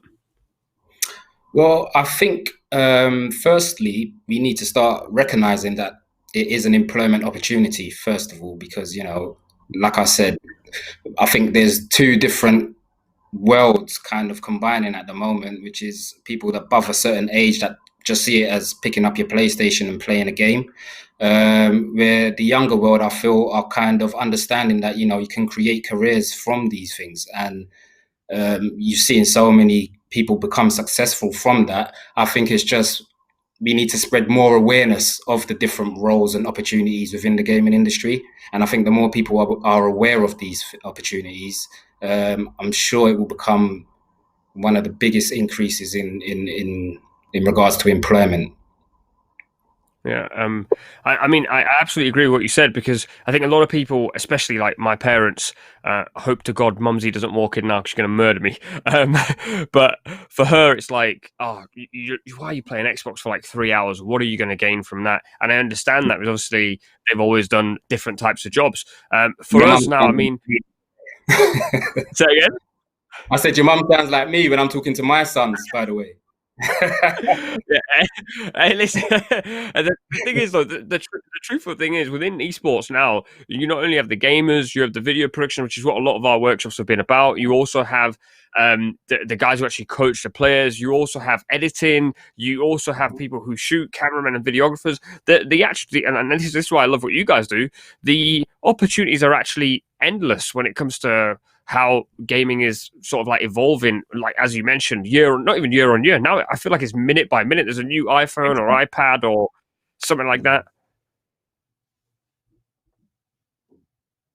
Sorry. You still there? Yeah, I'm here. Can you hear me? Oh, I think I've got you. I think I've got you. Can you hear me? I can hear you. So go keep going, Rambo. I can hear you clearly. I can see you as well. Perfect. Yeah, I was just going to say, obviously, with everything going on with COVID and everything we've just spoken about, how do you see now after, like, sort of post-COVID, do you think things are going to start to ease? I mean, it's going to ease off for everyone, but do you think in what you're doing, it's probably going to help? Oh, most definitely. Most definitely. Like I said, it will allow for better access to the students. Whereas before we was able to go into schools and deliver these workshops and be able to have, one-to-one advice with these young people. Now it's more virtual and there's only so much kind of reaction you can gain from these young people in regards to what they can actually achieve from doing these things. So post-COVID, fingers crossed, the sooner the better. You'll be able to get back into the schools, hopefully before the end of the school year, and create something big, hopefully, in the summer. This is what I would like in the summer, and bring it all together how I think it's supposed to be. Yeah. And just before we let you go, I'm really keen to know what the first question is when you go into speaking to these kids either in school or these days it's Zoom or FaceTime, however you manage your email. What's the first question when you say like esports and unemployment? Well, that's easy for me. My main thing is, what's your passion? It's as simple as that. What is your passion, and let's create a career from it. That's the angle that I like to take, and then everything else comes after that, like the mentoring, helping them with CV building, understanding finances, understanding what the world has to offer behind that. And then if your passion is still there after that, then let's make a career out of it. That's the way I see it. Yeah, I love that. And I did say when I let you go, but I'm so keen on this topic because obviously I've got young nephews, young nieces who spend so much time on a Switch or an Xbox or a PlayStation or in front of a screen, and they're constantly asking me, can I do this and can I do that and can I in the video production. They'll sit outside my room and watch me do stuff like this. And I find that passion fascinating because when I was a kid, my passion, I think, was Tom and Jerry. And I never wanted to be involved in Tom and Jerry. I just liked watching it. You must see that passion from a lot of young people now, where they go, you know what, like KSI's done it. I want to be KSI, or that sort of thing. Yeah, definitely. And I think the thing is, like, these people are within touching distance now. They're from the same worlds as these young people, so it is achievable. Like you said, the most we saw was Tom and Jerry or cartoons and things like that. But now you can actually see most of the people that my young kids talk about. I have no idea who they are because some of them I do, but a lot of them are like YouTube people, up and coming stars that they're telling me about.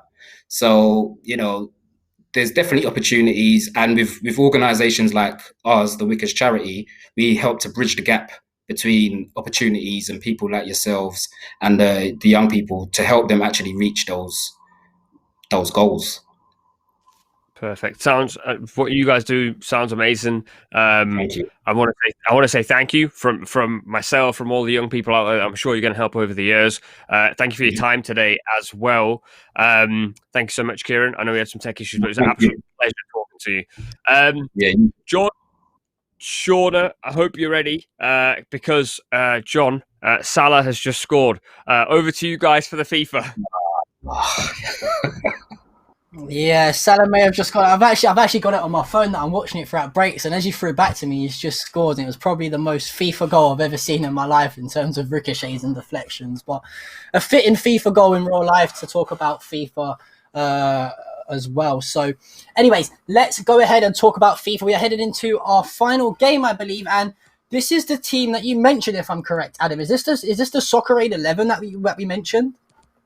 Yeah, this is the team that I was talking about, and as you can see, you've got a 98 Pele, a 93 Hullet, 96 Zidane, 97 Maradona. These ratings, we've not seen ratings this high from the France. I think the highest rate we've seen is 90 Mbappe, for example. So every single one of these players are higher rated than the players we've seen. So I think the game's going to be a lot faster, and there's going to be a lot more skill moves and things like that because these players are just simply to a higher standard.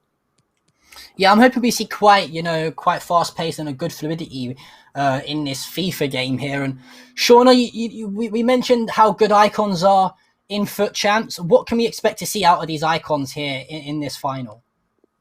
I think it's just going to be all over the place, really, attacking wise. So I've never actually seen a full icon team versus a full icon team in FIFA21. So this will be interesting to see, obviously, the standard of play, especially with them being so high rated. So yeah, I'm super excited to watch this right now. Yeah, we're just waiting on these players to change, all of their custom tactics up. And I mean, is the go-to custom tactic here, Adam, for like a standard default pro player? Do you still see the likes of like a one depth come into play on FUT Champs?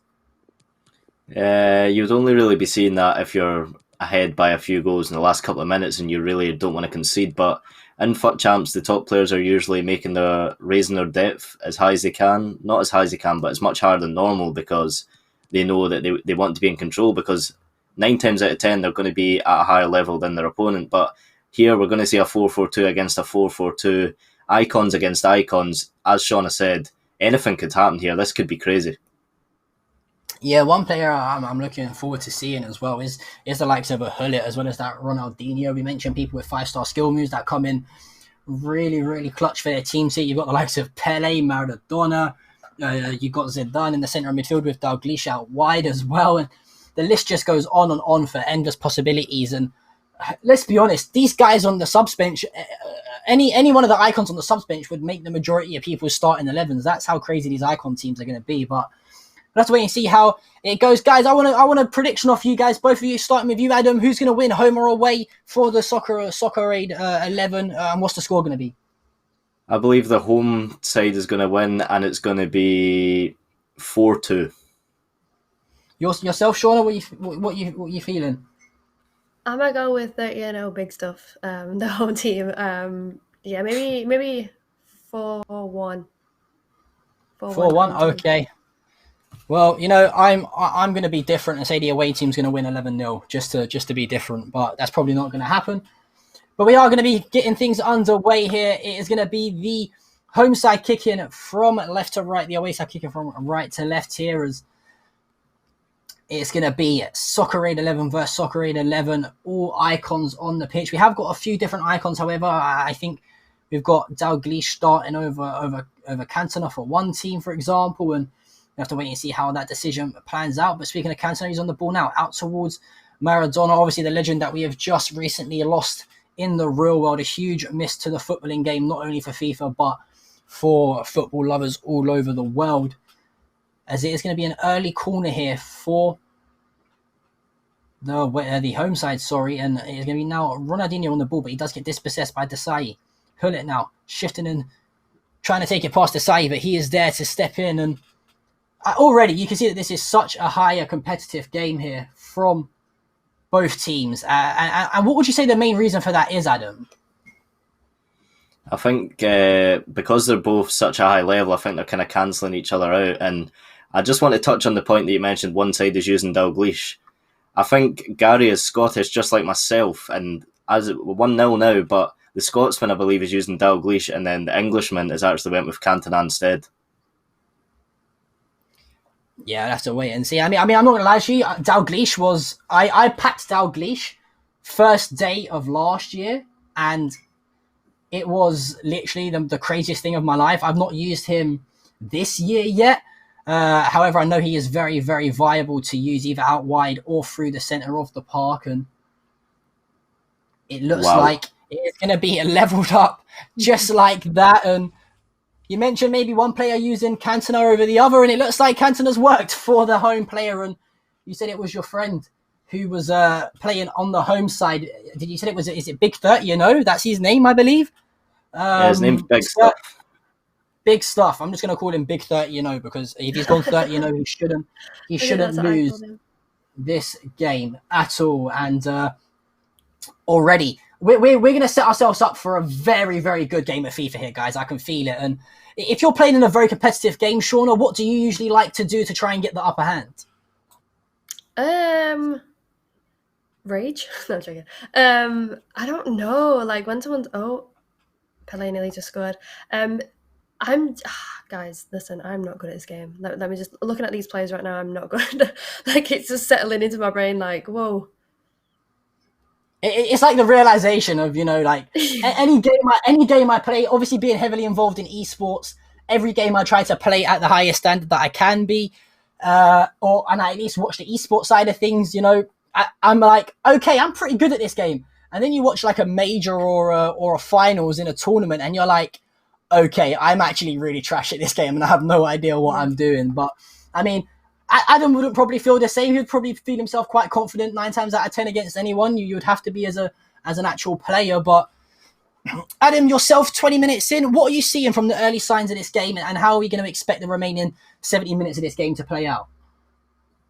I'm seeing pretty much exactly what I expected. You've got the end-to-end stuff, both sides really going for it. Just more of the same. Both sides are really going for it. We're seeing the bridge, we're seeing the step-overs. Both sides are just really having an entertaining game, and that's exactly what we want to be seeing. So more of the same, please.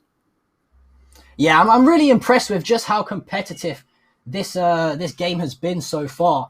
Both teams really, really going at it, blow for blow, and that's the type of FIFA that you want to see. I mean, myself and Shauna, on Saturday, I don't know about you, Shauna, but I was so frustrated with the way that the teams were playing. It was just more, you score, I score, whoever misses is going to get punished. In opposed to, actually playing the game properly. We saw immediately from the start of the game, both players setting their custom tactics up, giving the instructions to each player, setting their depth. And I feel like a weight has been lifted off my shoulders due to the fact that we're now actually seeing 2 very good, talented FIFA players really playing the game the way it should be. And it's always great to see as well, because I myself, I don't know about you, Adam, I would rather watch from a spectator's point of view, from a pro level, a close game that's won in the 90th minute than a complete blowout. What about yourself? Yeah, I would always prefer, that was very poor goalkeeper movement and it's been expertly punished by Eric Cantona. It was a bit of a dilemma, should he be starting, but he's proven his worth here. But yeah, I would say it's much more fun to watch a close game. You don't really be wanting to see someone get blown away. End-to-end stuff is exactly what I like to see, and that is exactly what we are seeing, so I'm loving this. Yeah, and I mean, you mentioned that goalkeeper movement. Shauna, are you a big fan of being able to move your goalkeeper? Sometimes it can pay off really well for you to cover those near post shots or the shots across goal, but unfortunately they're not being used to the best of ability. Do you move your goalkeeper a lot in the likes of FUT Champs, for example, or do you just kind of let the AI try to do the work? Yeah, I move my goalkeeper, especially when it's like a 1v1 situation, or I don't, like if I feel like I can read the opponent, I'll definitely move my goalkeeper. Other than that, I normally get punished. But yeah, I do think like a really good player, you have to move your goalkeeper 100%, because with these keepers in 21, they literally have no hands, so it's all up to you basically. Yeah, I mean, I remember, dude, like I packed, I packed Hugo Lloris, I packed David De Gea, and I think I packed Neuer all first day that the game come out, and I was like, okay, I've got 3 goalkeepers that have been some of the best goalkeepers on FIFA for the past 3 years. I tried every single one of them, and the shots were just going through them like they weren't even in the goal. What's the main thing that you've noticed, Adam, from an actual player's point of view, as to why the goalkeepers are so bad? Is it just like a game mechanic thing, or is there something that players can do to try and improve the play of their goalkeeper? Well, I think it is just pretty much how the game's been coded and stuff like that, but I've actually found, wow, that is a great pass, and Maradona doing what he does best and putting the ball in the back of the net. But for me, I think every time we cut to me, there's a goal, so you might want to do that more often. I don't know, but yeah, that's just Adam. You just solo cast the rest of this game. Should we see loads of goals? Yeah, but in general, I've been using Peter Schmeichel in goal, and he has been saving everything for me. So maybe you just need to get yourself an icon goalkeeper. Yeah, I mean, I don't know. I mean, a lot of people tried to use Yashin a little bit last year, but there were so many different special cards in the game. Flashback Neuer, for example, back in FIFA21. Now, a lot of people tried to use him. Then you had the likes of a De Gea, etc. in goal as well. There's so many different viable keepers last year, but keepers this year just feel like they're absolutely tragic no matter who you use. But going in at half time here, I do believe it's 2 goals apiece. What sort of changes are you going to be looking to see either player make here, Sean? Or is there anyone in particular off the bench for this squad here that you'd like to see? Maybe stick Cantona on to try and get something in the middle of the park working a little bit better? Or what would your go-to be here? I feel like just to keep things the same, if it's, if they're scoring goals and also defending great, I don't feel like much needs to be changed. Well, that's obviously from a player of my level. I don't really know how these types of players think. So I'm kind of learning, watching what happens, during this halftime now, as to what they can do to improve their performance and maybe get the advantage. There's actually been a question in the chat that I would love to have some sort of discussion between us, and I'll start with you, Adam. Steve-O in the chat has just said, what's the better formation between 4-4-2, 4-2-2 or 4-3-3?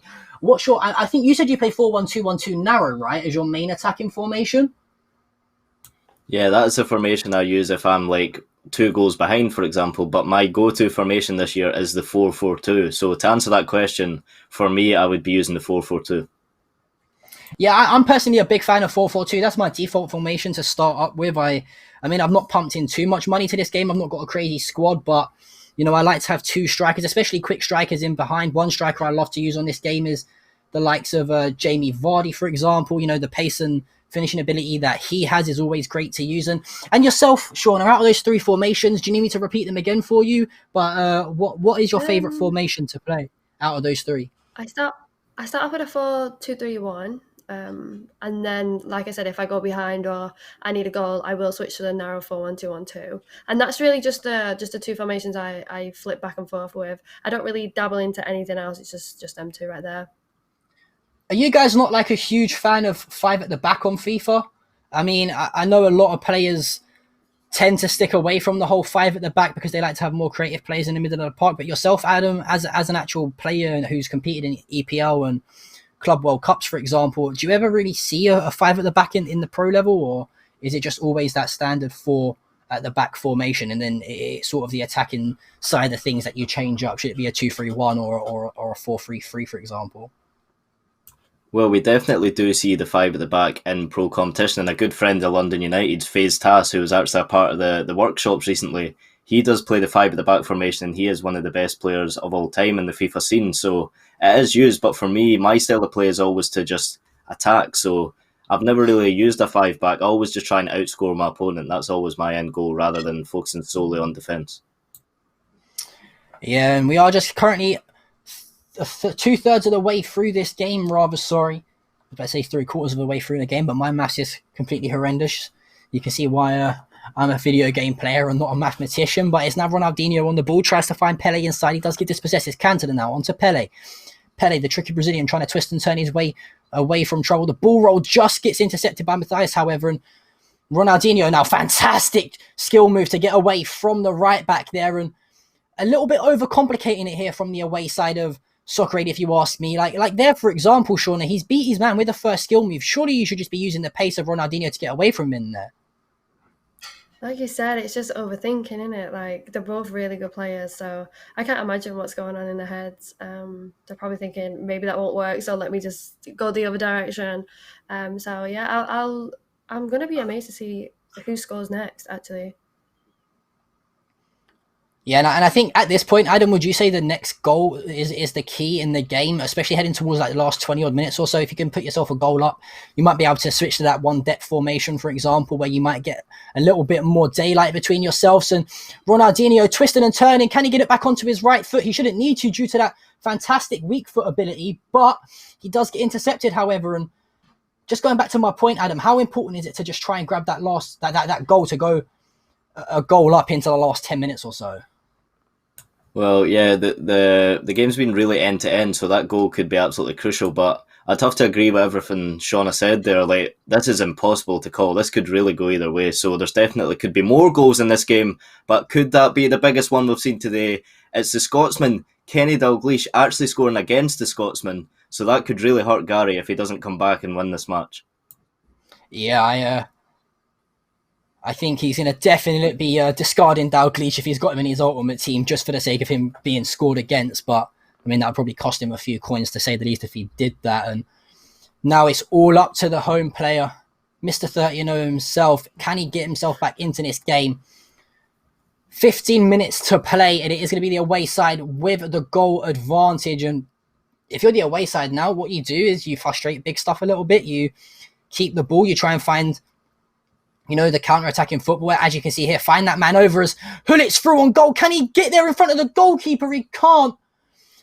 Unfortunately for Big Stuff, he is still just about in this game. 10 minutes left to go here. And it looks like, the away side's doing the complete opposite of what we actually said that he might do. We might thought that he might soak up the pressure a little bit, but no, he's going to try and kill this game off and put the 4th goal on the board. But could that leave him light at the back, however? As lucky for him, Cannavaro is there to step in. Maradona now. And now this is what I like. He's just gone back to keeping the ball. The pass does go astray here. This one's for you, Adam. As a player, 10 minutes left to go. You need a goal. What substitutions is Big Stuff going to be making right now? He's going to be going all out. I wouldn't be surprised if I do see him bringing on like a Dalglish, for example. He needs a goal, and I know what he does. He actually just goes constant pressure, so he's trying to do everything to score. So the opponent, as you said, should just look to really try and frustrate him and try and see this game out. But I think there's another goal in this game, but I can't tell you who it's going to be for. Yeah, I think it's been one of those things where he might get caught on the counter-attack while going forward to try and find himself a goal. But, we'll have to wait and see how this one plays out. 10 minutes to go on the clock. Can Big Stuff get himself back into this game? Or is he going to go home empty-handed and fall just short in the final here at London United? Guys, make sure if you're in the chat, you enter the giveaway. We are going to be giving away a PlayStation 5, or should I say Yop is rather, partnering up with Asda in order to give yourself a chance of winning a PlayStation 5. So if you're like me and haven't had the chance to get yourself a next-gen console, make sure you guys enter. Not only that, use the Sport Buff integration in the stream as well to win some prizes. And as I say, that is just a chance that Big Stuff needs it. Zidane! He fires it in at the near post. And you mentioned, one thing you said, Adam, is he goes constant pressure. He tries to find the gaps. He forces the mistake out of the away side. He picks the ball up. And when you've got Zinedine Zidane in that position, there is going to be only one outcome, and that is the ball hitting the back of the net. Cannavaro now. Can you say that again? Sorry, I didn't hear what you said, mate. I have spotted a Dalglish for Big Stuff as well, so he is really going for it. I did say he was going to bring him on, and he has, but all he's on the attack here. What can he do? And a Koch flick to perfection, but Big Stuff will come away on the counter. Yeah, if he Koch flicked that over his head and finished it somehow or found a pass, I would have probably lost my marbles and never commentated FIFA again. But you mentioned Big Stuff now has brung Dalglish on, and having that pace on the counter-attack. His keeper, it looks like Pele is going to soar towards the goal, and this is the man over here. Could this be the chance that Big Stuff needs right at the death? Dalglish onto Pele. Can Pele twist and turn onto his right foot? But it's Desai who is there when he needs him the most. A Frenchman to just make the killer block before the ball potentially rifles towards that top corner. Shauna, I just want to get your thoughts quickly. Last minute of the game. What an unbelievable game this has been so far. Right, I'm just watching right now. This could be a last-minute winner, but unfortunately, he gets dispossessed. And then back on the counter again. This literally could be the last attack of the game. Yeah, Dalglish down the right-hand side. Can he find the pass into Maradona? Maradona can't find the pass towards Pele. And it is going to be all square after 90 minutes, guys. I'm not too sure if we're going to be playing a golden goal or if we go into an extra time. I will try to get confirmation for you. I think it might be a golden goal. So whatever comes of this, we are going to see a tiny bit more FIFA gameplay for you guys. And Adam, what a fantastic performance, man. What two evenly matched teams this is. And going into the likes of a golden goal or extra time maybe, what can these two players do differently? Well, I think, of course, it's whoever gets the first goal wins, and that's been impossible to predict the way the game's been going. So I think maybe they could look at trying something completely different to surprise the opponent, because this isn't a match anymore. You get that goal, you get the win, and you go home happy. So you can't. There's no margin for error either. If you try and go for the goal and you just make one mistake, you've lost it. So it's really a tactical battle at this point. We've got a 30-0 player against a player who I believe his best weekend league finish is 26 wins. So the 30-0 player should try and use his experience, but the rank, there's not much of a difference between those kind of players. So this really could go either way. I'm fascinated. Yeah, Shauna, out of curiosity, yourself as a content creator and as a Foot Champs player, would you rather see the likes of a golden goal in a Foot Champs in opposed to extra time and penalties? Maybe it might be a bit more entertaining for the content side of things. And not only that, I can't explain how many times I've lost a penalty shootout in Foot Champs just because I can never wrap my head around the penalty systems in FIFA. It's just the most bizarre thing I've ever seen. But would you like to see, for content purposes, maybe a golden goal? Absolutely not, because I do mistakes every 5 minutes, and if I get punished once and they win the game, it's going to be worse than me losing a penalty shootout, that's for sure.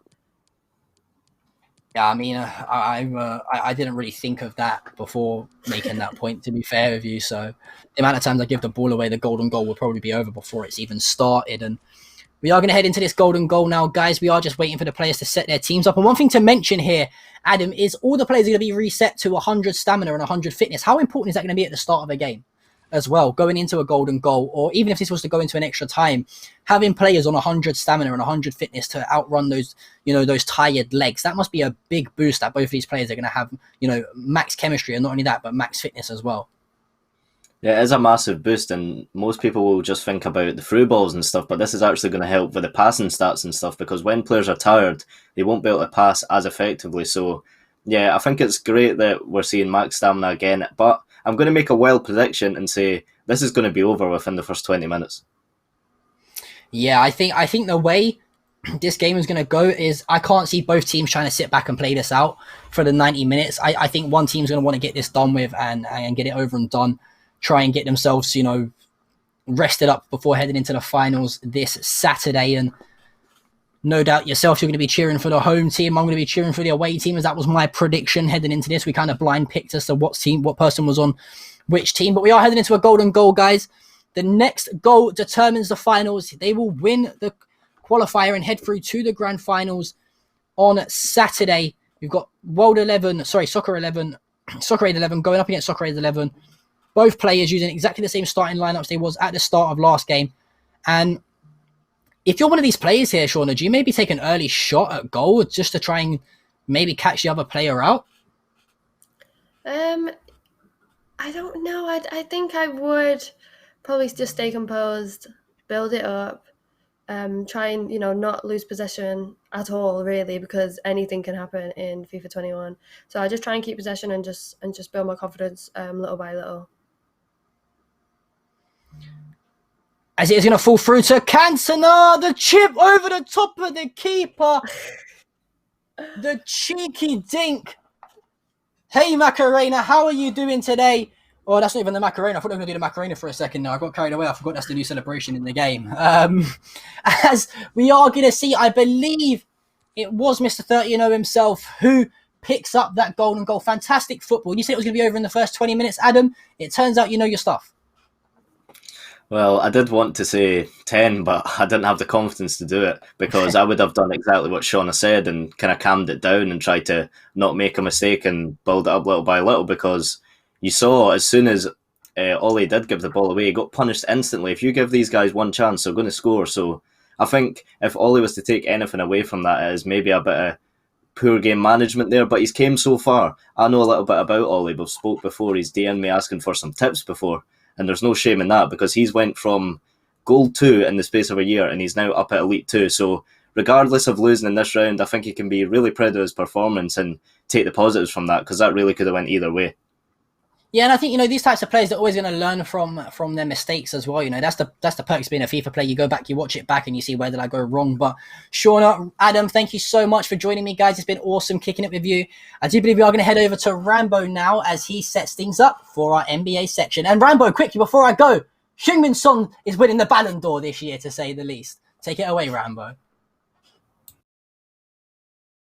You're mad. If you didn't know, if you sat at home, you're busy watching this, Liverpool won, Spurs won. Son just scored a goal that was definitely offside. But anyway, FIFA and football side, that was a cracking game, by the way. 3-3, very unlucky for the loser. I am joined by my bro for some NBA 2K. It's Mo, the hoop genius. How you doing, bro?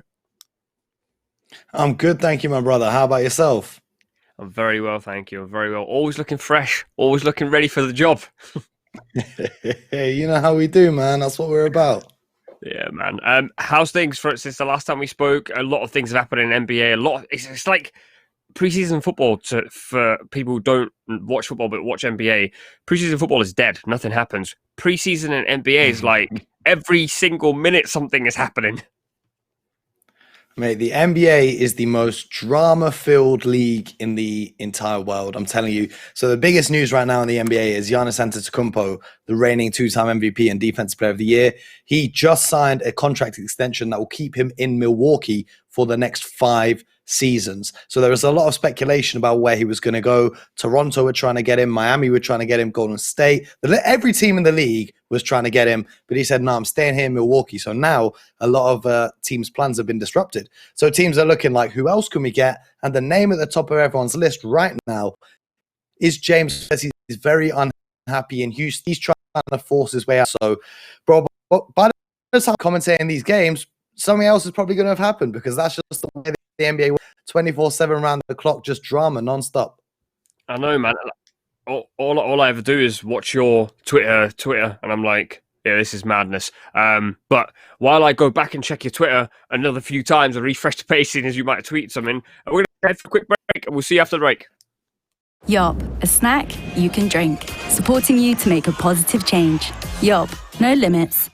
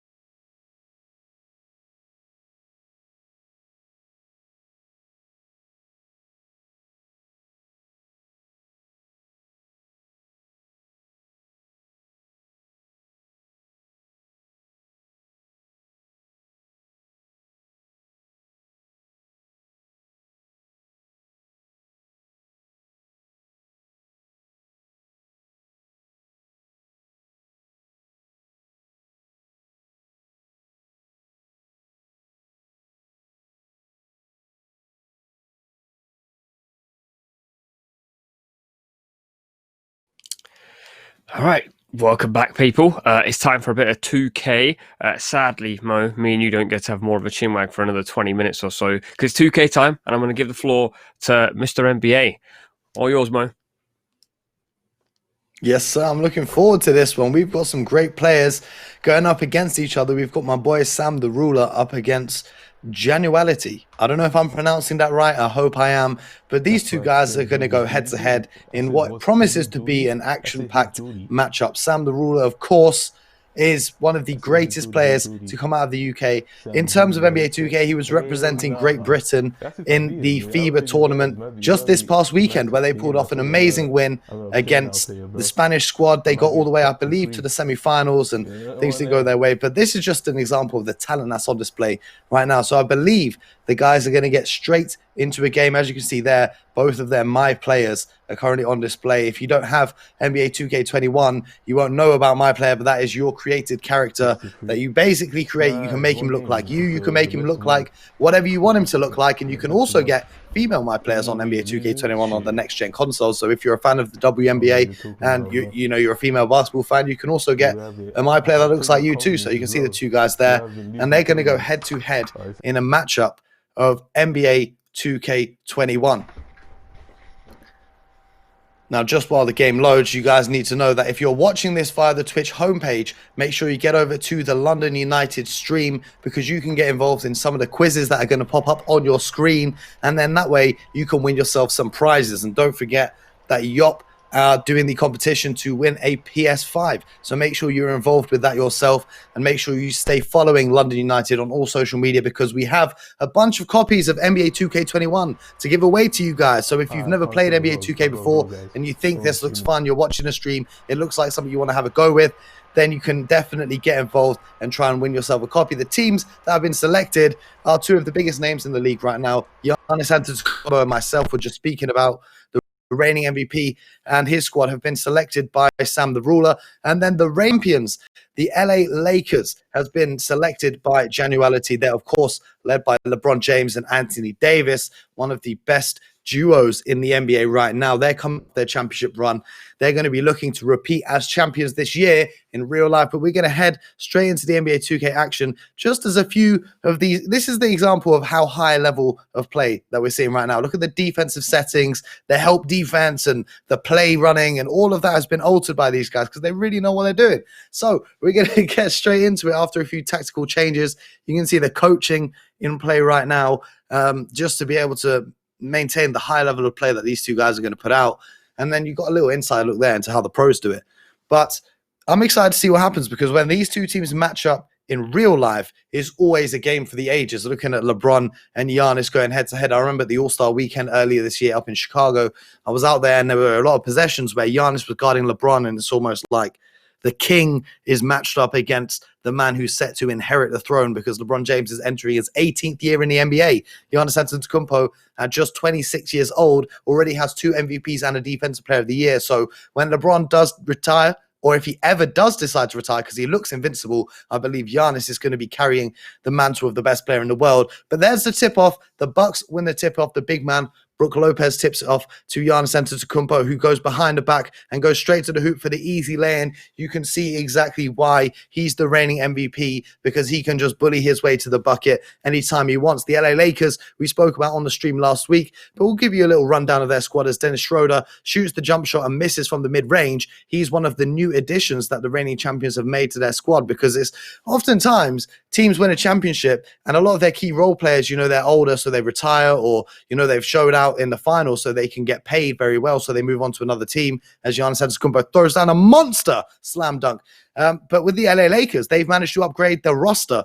LeBron James brings the ball up court for them. They've managed to make adjustments and be able to fill the gaps of players that have left. And almost at every position, every time a player's left their team, they've been able to upgrade as the Lakers get their first points on the board. Giannis Antetokounmpo once again doing what he does best, looking for those lanes to penetrate to the basket, but he's being guarded by this LA Laker defense, which is anchored by Anthony Davis, which is extremely tough as he uses the crafty pump fakes to get AD off his feet. But Anthony Davis, who was runner-up to Giannis for Defensive Player of the Year last year, the Lakers, in a time where all the other teams in the NBA have gone small, they've gone big with a very tall lineup, as you can see, that works there for Anthony Davis, getting inside for the throwdown. Sam the Ruler is going for a 5-out offensive set, which essentially means as he throws down the reverse jam, that all 5 of his players are going to be outside the three-point line. So that perimeter spacing is going to allow Giannis Antetokounmpo to penetrate to the bucket, as you just saw.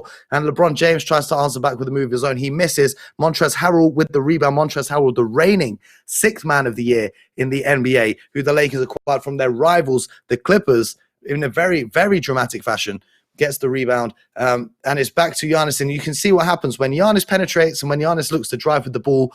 All the defenders on the other team, all 5 of the guys have to really turn their heads and pay attention, because otherwise it's going to be a bucket. And as soon as they turn their head or even take one step inside, Giannis can dish the ball out to the corner to his teammates who are ready to knock down those threes. The Milwaukee Bucks are going to be looking, as we spoke about, they've just re-signed Giannis. They're looking to contend for an NBA title, and that's why they've acquired Drew Holiday to kind of bolster that, as Giannis gets in the passing lane with that insane wingspan for the Greek Freak or the Nigerian Nightmare as he throws it down. And I feel like this is going to be a phrase we're going to be hearing a lot of throughout the course of this game, because, we're already seeing changes being made, because Giannis Antetokounmpo is an unstoppable force in the world of NBA 2K and in the real world too. How do you deal with a player who is 7 foot tall but has supreme strength and supreme quickness? Because players of that height, typically you think of the Shaquille O'Neals of the world. They're not the most mobile characters. Usually they're quite heavy, but Giannis, he's like 7 foot tall.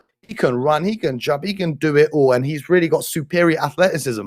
If any of you guys have seen the way he came into the league as a skinny young kid from Greece who was playing in the 3rd division in Greece to what he is now, man, that's a crazy, crazy transformation. You know, when you see progress pictures, people have been putting in work in the gym.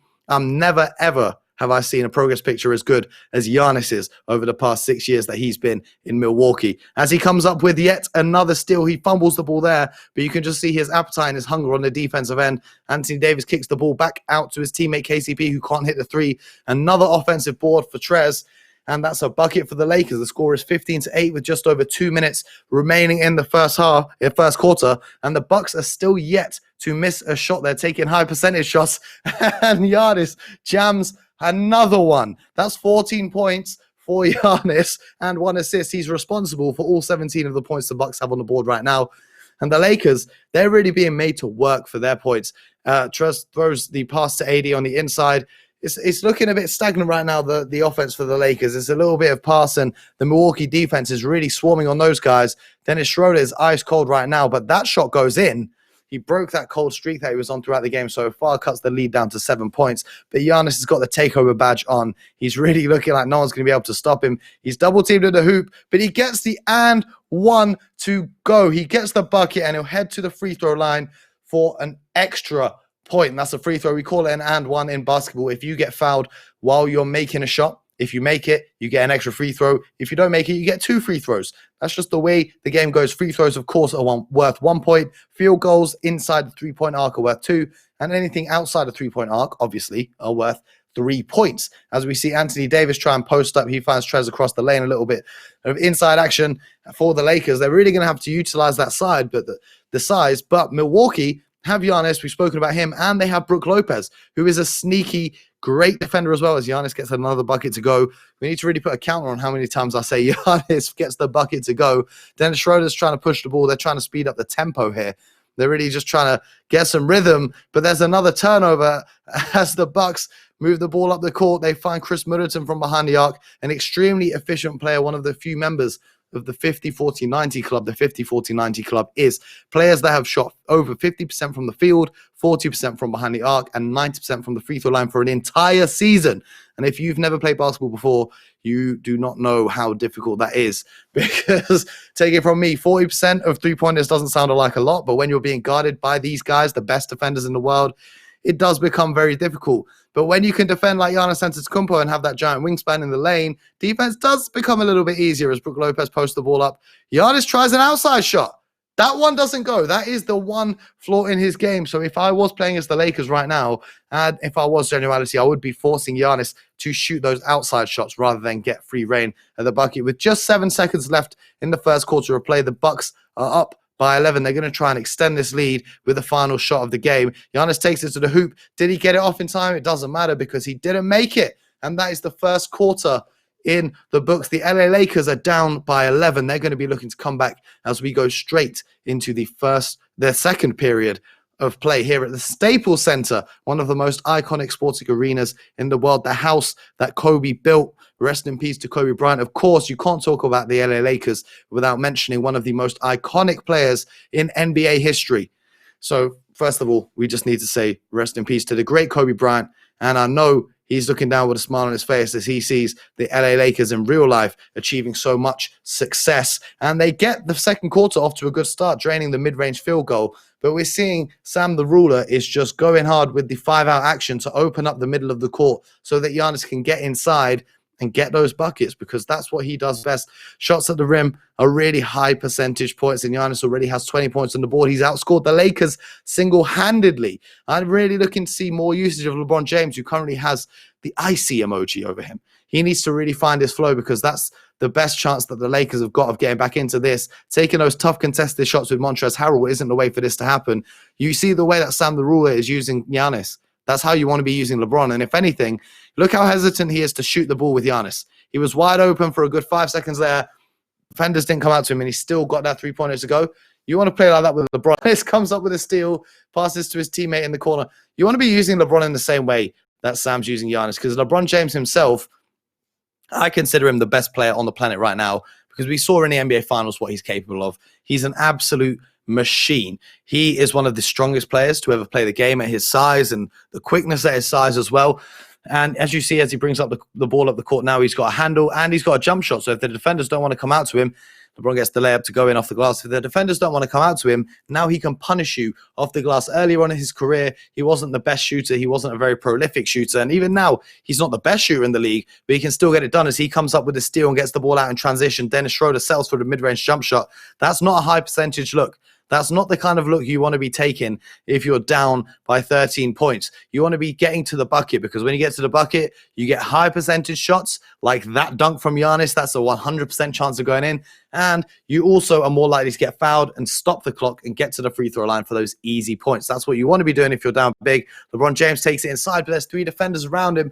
You need to look to pass the ball or, somehow get the lane open before you attack on the inside, as Drew Holiday gets his first bucket of the evening to go.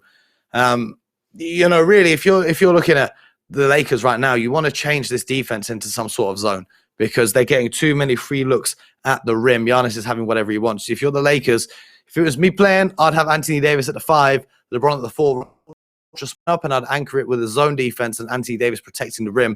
LeBron James and whoever you have at the 3, potentially a little bit of Kyle Kuzma. Why not? You got nothing to lose at this point. You're already down significantly against one of the most talented players in the country. But LeBron James throws down the reverse dunk, and hopefully that can be the little spark that the Lakers need to get back from this 15-point deficit. Because if you're going into halftime down 15, down 20, it's a real demoralizing feeling as Giannis is blocked by Anthony Davis. As we were just talking about the rim protection that Anthony Davis can offer, you've seen a little glimpse of that now. We need to be seeing more of that if we're going to see Anthony Davis and the Lakers come back into this game. He can't stop that one, though, as Giannis uses the lefty finish off the glass, and he picks up his 29th point of the evening. He's going to have 30 by halftime. Look at the efficiency as well, 14 for 16 from the field. It's just one of them nights. And if you think it's hard to stop Giannis on 2K, spare a moment and think about the guys who are tasked with stopping Giannis Antetokounmpo on a nightly basis. You're getting ready for the game. You look across and you see a 2-time MVP who's really just a superhero in human form when he's on the basketball court. The way that he can move the ball in transition and just go down the court and like that, use his strength to get inside. And if you're going to stop him, you're going to end up fouling him. And he heads back to the free throw line, which is another area of his game that does need significant improvement. We've spoken about his jump shooting, and his free throws really were the biggest letdown this season for him. Giannis, of course, he's now got 5 years in Milwaukee, but the 5th year on his contract is not guaranteed. He has a player option after the 4th one, which means Milwaukee really have 3 seasons to contend for a title, because when he gets into that final year of the deal, or he's approaching that final year, even in the 3rd year, if things haven't gone well, that's when he can start putting in trade requests and saying, look, I'm not happy here. You guys, you gotta trade me, because if I'm a free agent, I'll leave and you'll get nothing in return. That's a similar situation to what we're seeing with James Harden in Houston right now, because he's another former MVP who's not happy in his situation, and he's saying to them, look, you guys, I'm not happy playing here. You guys need to trade me. I want to go. I want to get out of here. And who knows where he's going to end up. I think the destinations right now that people are talking about are the Brooklyn Nets, are the Philadelphia 76ers. In my eyes, those are the 2 most likely ones. And the Miami Heat are an outside wild card that could potentially acquire the beard. But here, with 1:27 left to play, it's Milwaukee 40, LA 24. Now, if you're just looking at the NBA 2K21 right now, if you're looking at the crowd, you saw those cheerleaders just now in this timeout. The graphics on this game are absolutely unbelievable. I don't know if you can pick up the quality from the stream through Twitch, but when you see it in front of your eyes, especially on the next-gen consoles, the graphics are like nothing I've ever seen before. They are crystal clear. The type of graphics where, your pops or your uncle or your auntie is walking through the house and they think you're watching a real game, because that's how realistic it looks. And no word of a lie, that's legitimately happened to me when I was playing 2K at my family's house. Someone walked in the room, they sat down and started watching. They were like, who do you think's going to win? I said, the team that I'm controlling, because this ain't even real life. As we see, the Milwaukee Bucks are continuing their rampage with just under a minute left in the first half. LeBron James is looking to heat up as he drives to the bucket. Brook Lopez is such a solid rim protector. He can not only block shots, but he can alter shots just like he did there with LeBron James. Giannis Antetokounmpo once again with a takeover badge, posts up on Anthony Davis. He drop steps to the baseline, lays the ball in off the glass once more. Giannis Antetokounmpo is outscoring the Los Angeles Lakers single-handedly by himself as we approach the dying embers of the first half. Marc Gasol shoots the mid-range shot. That one doesn't go. There's a fight for the rebound. Brook Lopez secures it, but he's out of bounds, and that's going to be LA Lakers ball. They've got 14 seconds on the shot clock now to generate a good look. They get the ball straight to the hands of LeBron, who's fouled while shooting the jump shot. His foot was just inside the line. If he was fouled with his foot outside the line, he'd be shooting 3 free throws, but right now he's shooting 2 because it was just a normal mid-range jump shot. Giannis Antetokounmpo pulls down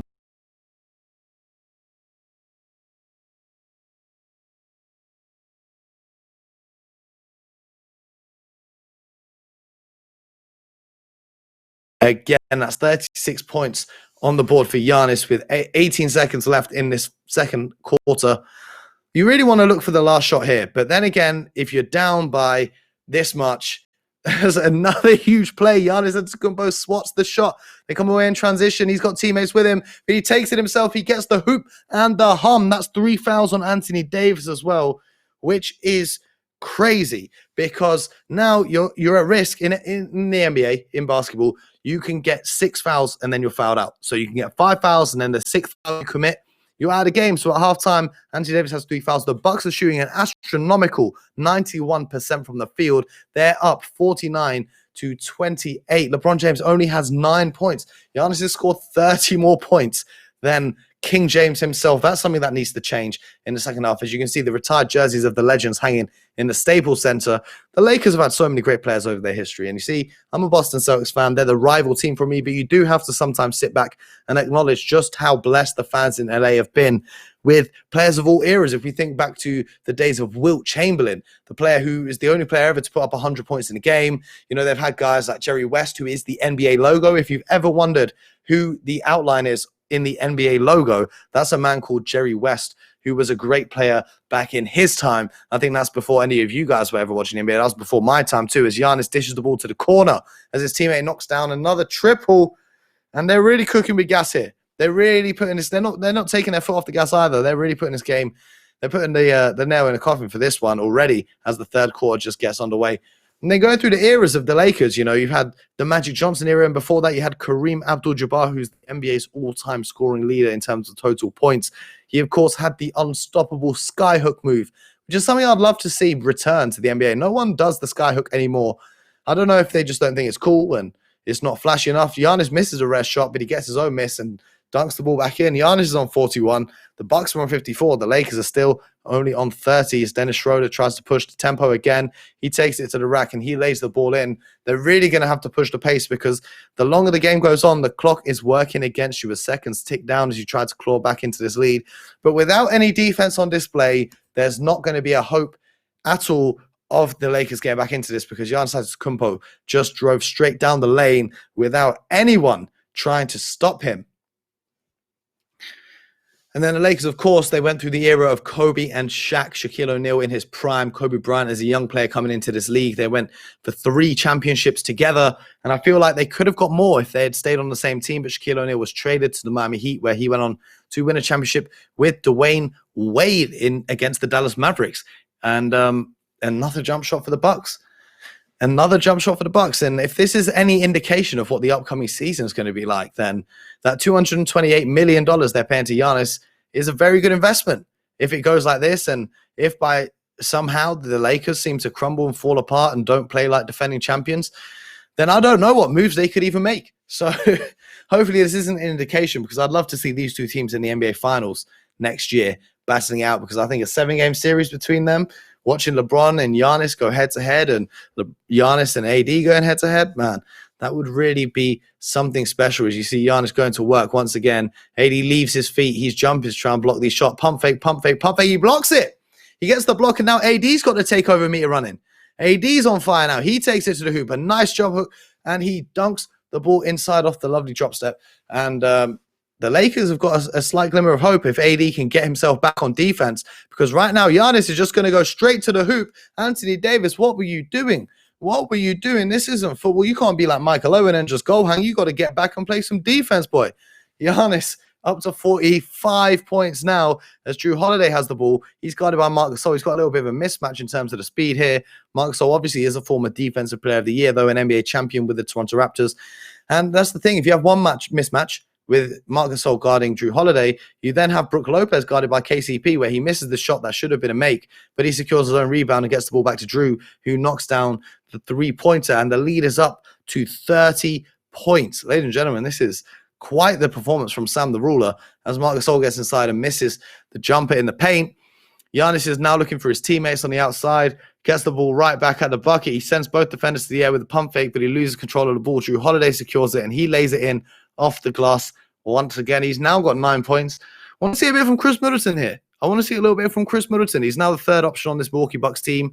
He's always put up great numbers, but I've always thought he's not a big game player. You know, if I'm picking a team to run through the playoffs, I wouldn't have Chris Middleton, but that's the beauty of trading for Drew Holiday. Now the Milwaukee Bucks have Chris Middleton as a third option rather than a second option, and I feel like he can really thrive in that role because, of course, they gave up Eric Bledsoe for Drew Holiday. Eric Bledsoe, as great as he is on the defensive side of things, he's not a great shooter, and also bear in mind he can't really get his own bucket if he has to. You know, if it's a late game situation and Giannis is fouled out or whatever the situation may be, he's not really a guy you can give the ball to and say, go get me a bucket. Whereas Drew Holiday, he does have that ability. He's not an out-and-out pure scorer. But he's an all-NBA defender, and he can create his own shot, and he can knock down open shots. As Anthony Davis gets the bucket to go, I want to see how many points the Milwaukee Bucks are going to put up in this one. Can they reach that 100 mark? That's what this game's turned into for me, because I feel like with 1 quarter left to play, there's no chance that the Lakers can get back into this. But it's going to be interesting. Giannis is almost at the 50-point mark, and like he scored the Lakers all. But AD is starting to put in some work. AD is starting to get cooking. Is it going to be enough to make a dent into this lead? I don't think so, but you never know. That's the beauty of basketball. Wow! Giannis Antetokounmpo just put 3 players on a poster. I need an action replay of that one. We need to turn the replay feature on because that dunk was absolutely absurd. Anthony Davis gets the green light on his jump shot. But that dunk from Giannis, that's the power of the Greek Freak or the Nigerian Nightmare or whatever nickname you have for him. Giannis Antetokounmpo, who has possibly the hardest name to pronounce in all of the NBA. He's showing off his post moves now with that tricky footwork. Speaking of the Nigerian Nightmare, speaking of great Nigerian players, it's shades of Hakeem Olajuwon with that footwork in the post. And LeBron's trying to get some offense going. Dennis Schroeder shoots 3. He gets that one to go. He had a great year from behind the arc in OKC last year. It's going to be interesting to see if he maintains it or if that was an anomaly. Sam the Ruler calls a timeout with 14 seconds to go. Not too sure why he's calling a timeout because, you know, they're up by so much. You really just want to get the final shot of the quarter and keep it moving to the fourth. But maybe he's working on a play that he can run in the end of quarter situation to use in future matches. You know, maybe he's just trying to get on the tactical side of things here, as he has 76 points so far heading into the fourth quarter. And we're going to get straight back into it. A third timeout has been called by the Milwaukee Bucks. He must be having a really, really long team talk with his guys. Maybe he's telling them go easy a little bit. And there's the big outlet pass from Chris Middleton to Drew Holiday. He's got a wide open 3. He takes the wide open 3. It's green lights all around. Milwaukee Bucks extend their lead once more. There's 7 seconds left in the third quarter. Dennis Schroeder's trying to get himself open. He's guarded by Drew. He puts up the mid-range jump shot, and he knocks that one down. And we are going to be heading into the fourth quarter. Let's see if the Milwaukee Bucks can get a late heave from the backcourt for Drew Holiday. It bounces off the rim. That was close, but no cigars. We head to the final period of play. I need to remind you guys to make sure you're following London United on all social media platforms. You need to make sure you're entering the competition with Yop to get your hands on a PS5, and make sure you're watching this on the London United Twitch channel. If you're watching on the Twitch homepage, head over to the main channel right now because there are overlays that are going to come up where you can enter quizzes to win more prizes. The team at London United are really being generous. They've got Christmas coming early for everyone. They've got gifts and stuff to give away for everyone who's getting involved in trying to enter. As the Milwaukee Bucks get this fourth quarter, the final period of play underway, Giannis doing what he does. He goes to the bucket, he misses, gets his own miss, misses again, gets his own miss again, and he won't be denied a third time. Third time is the charm, but Marc Gasol and LeBron James applying significant pressure to the reigning MVP. And LeBron James has the ball in his hands. He shoots the 3. He misses the 3. The rebound is pulled down by the big man, Brook Lopez, who gets it to Giannis. He's got his eyes on the hoop, but he dishes it off to a teammate who's waiting in the corner. That's the money ball. That's another bucket for the Bucks. Man, what a display this has been. Sam Ruler, I first met Sam when we were at the NBA 2K Global Championships for 2K20. This was out in Paris at the start of this year. It was back in January, man. That feels like a lifetime ago in what has been the craziest year of all time as Dennis Schroeder knocks down the three. And Sam has really improved his 2K skills. I mean, he got to the finals of the Global Championships there of all the best players in Europe. And this year, I've watched him go from strength and refine his skills. And now he's part of that GB team we talked about earlier. And Great Britain really has a bunch of talent. You know, when we're talking about 2K players from Great Britain, man, there's so many. There's Geordie, there's Guna, there's Harry Hurst, who of course played for the New York Knicks NBA 2K League franchise for a couple of seasons over in the States. There are so many talented guys. There's too many names to mention. As you'll see in the full power of Sam the Ruler here, as he comes up with more disruptive defense and easy buckets on the other side. There's a great basketball fundamental lesson to be taken from this. If you look at all of the buckets Sam's making, the majority of them are coming off steals or coming off turnovers. Force defense leading into offense. So when you hear the phrase defense wins championships, you can see exactly why. Because on the other hand, the Lakers, they've really not put up much defense at all. They've had one or two spectacular blocks, but those blocks have gone straight into the stands, which means it's been Milwaukee inbounding the ball, and they just get another bucket there. And you really need to make defense your focus. It doesn't matter how good you are at scoring. If you can't stop the other team, you're not going to win any games. The Lakers have been shooting too many mid-range shots, and passing the ball out mid-air is definitely a no-go as they give up another turnover, which is converted into 2 points at the other end by the Milwaukee Bucks, who are now just 6 points off that 100 mark. Now, and this is a great scoring performance on great efficiency. Giannis, who has 59 points, Drew Holiday at 16. And the Bucks were shooting 91% in the first half. In the second half, they're shooting 74%. The Lakers have shot 69% in the second half. So it's been a nice second half for them compared to the first one. But they still need to play a lot better because the defense has just not been there. And there's 2 minutes left on the clock. They don't have a hope of getting back into this game as LeBron throws another turnover. You know, I feel like really hope LeBron's not watching this because he's going to be majorly disrespected by his performance on 2K today. Whereas I do hope Giannis is watching this because he is showing out with 61 points now, as LeBron must have heard me there because he's throwing down a monster jam. But the Bucks are on 99 points, and this one is way out of reach as Giannis coasts to the bucket, but the ball is ripped off him by Anthony Davis. Finally, AD coming alive and LeBron James throwing it down. But the Lakers have left this too little too late. Where was this in the first quarter when the lead was getting out of hand? Where was this throughout the whole game? Giannis with his Euro step gets inside and he lays the ball in. That's 101 points on the board, 63 of them coming from Antetokounmpo. And the Lakers are still trying to catch up with 63. They're on 58 right now. Antetokounmpo once again using that through the legs dribble to just get by his defender, take it to the rack for another lay-in. That's 65 with 10 rebounds and 6 assists. 82% from the field for the Milwaukee Bucks. This is almost a historically good performance from the Milwaukee Bucks and what they've been able to achieve today, controlled by, of course, the UK's very own Sam the Ruler, who's showing why he is the ruler. I assume his name means he's the king and not a piece of stationery that you'll find in your pencil case. Sam the Ruler, because that would be very strange. AD throws down a dunk, the takeover meter's on, but with a minute left to play and a 43-point deficit, I think that's once again too little too late. And look at the competitive nature.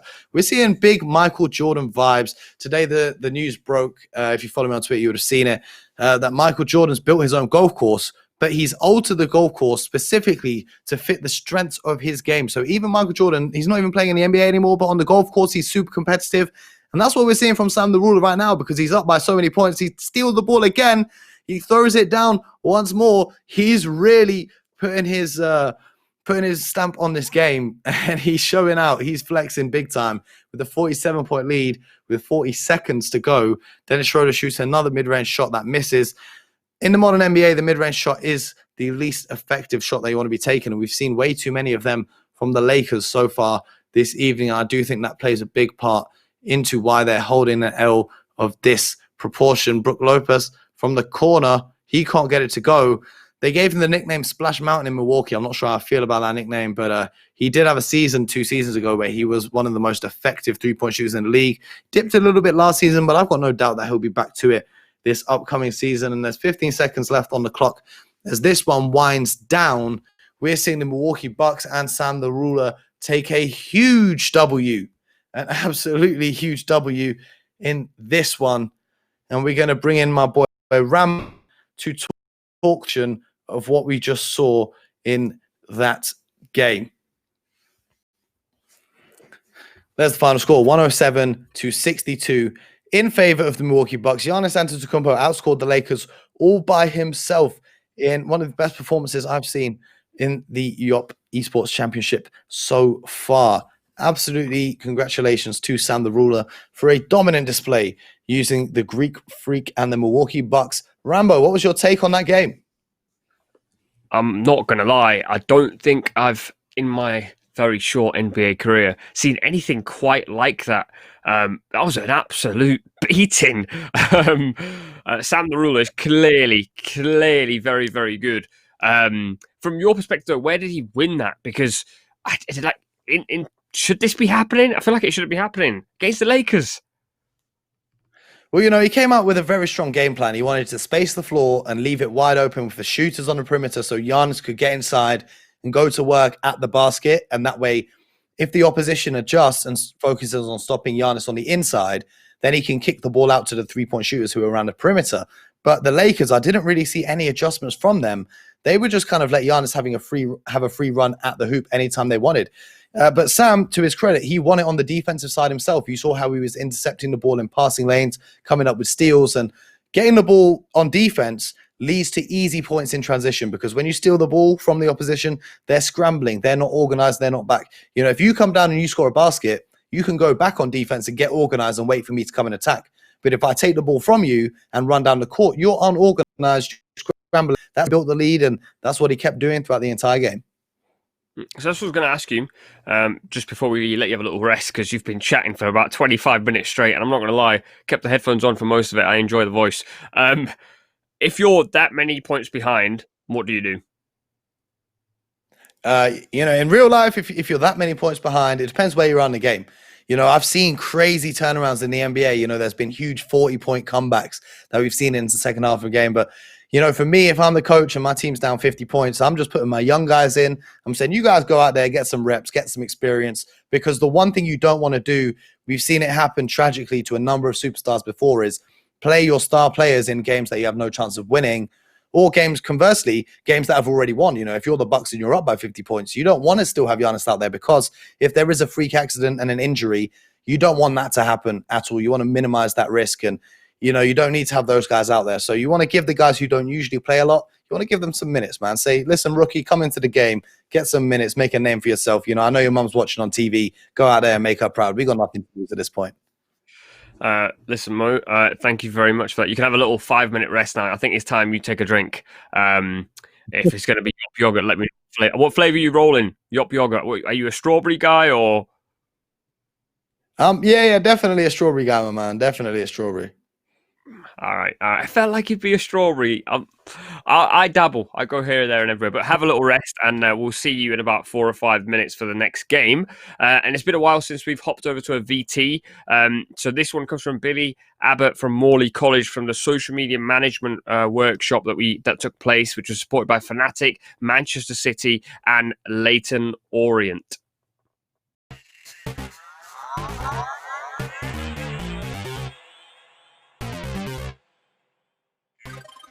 Esports at Morley College is a creative program aimed at age of 16 and over, where we learn very creative and competitive skills.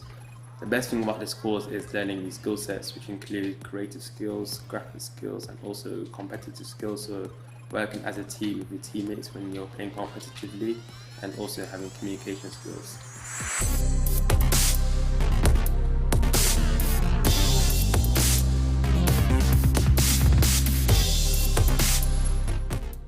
My favourite thing about the course is probably being able to play games and do work with not only my classmates but also my teammates. I'm happy and excited to be part of the new industries, and which is going to allow me to get new careers and jobs in the future. My advice for anyone wanting to join the course would be to know that it's not just gaming, and that it's more so to get more skilled in the industry and also to better learn your teammates.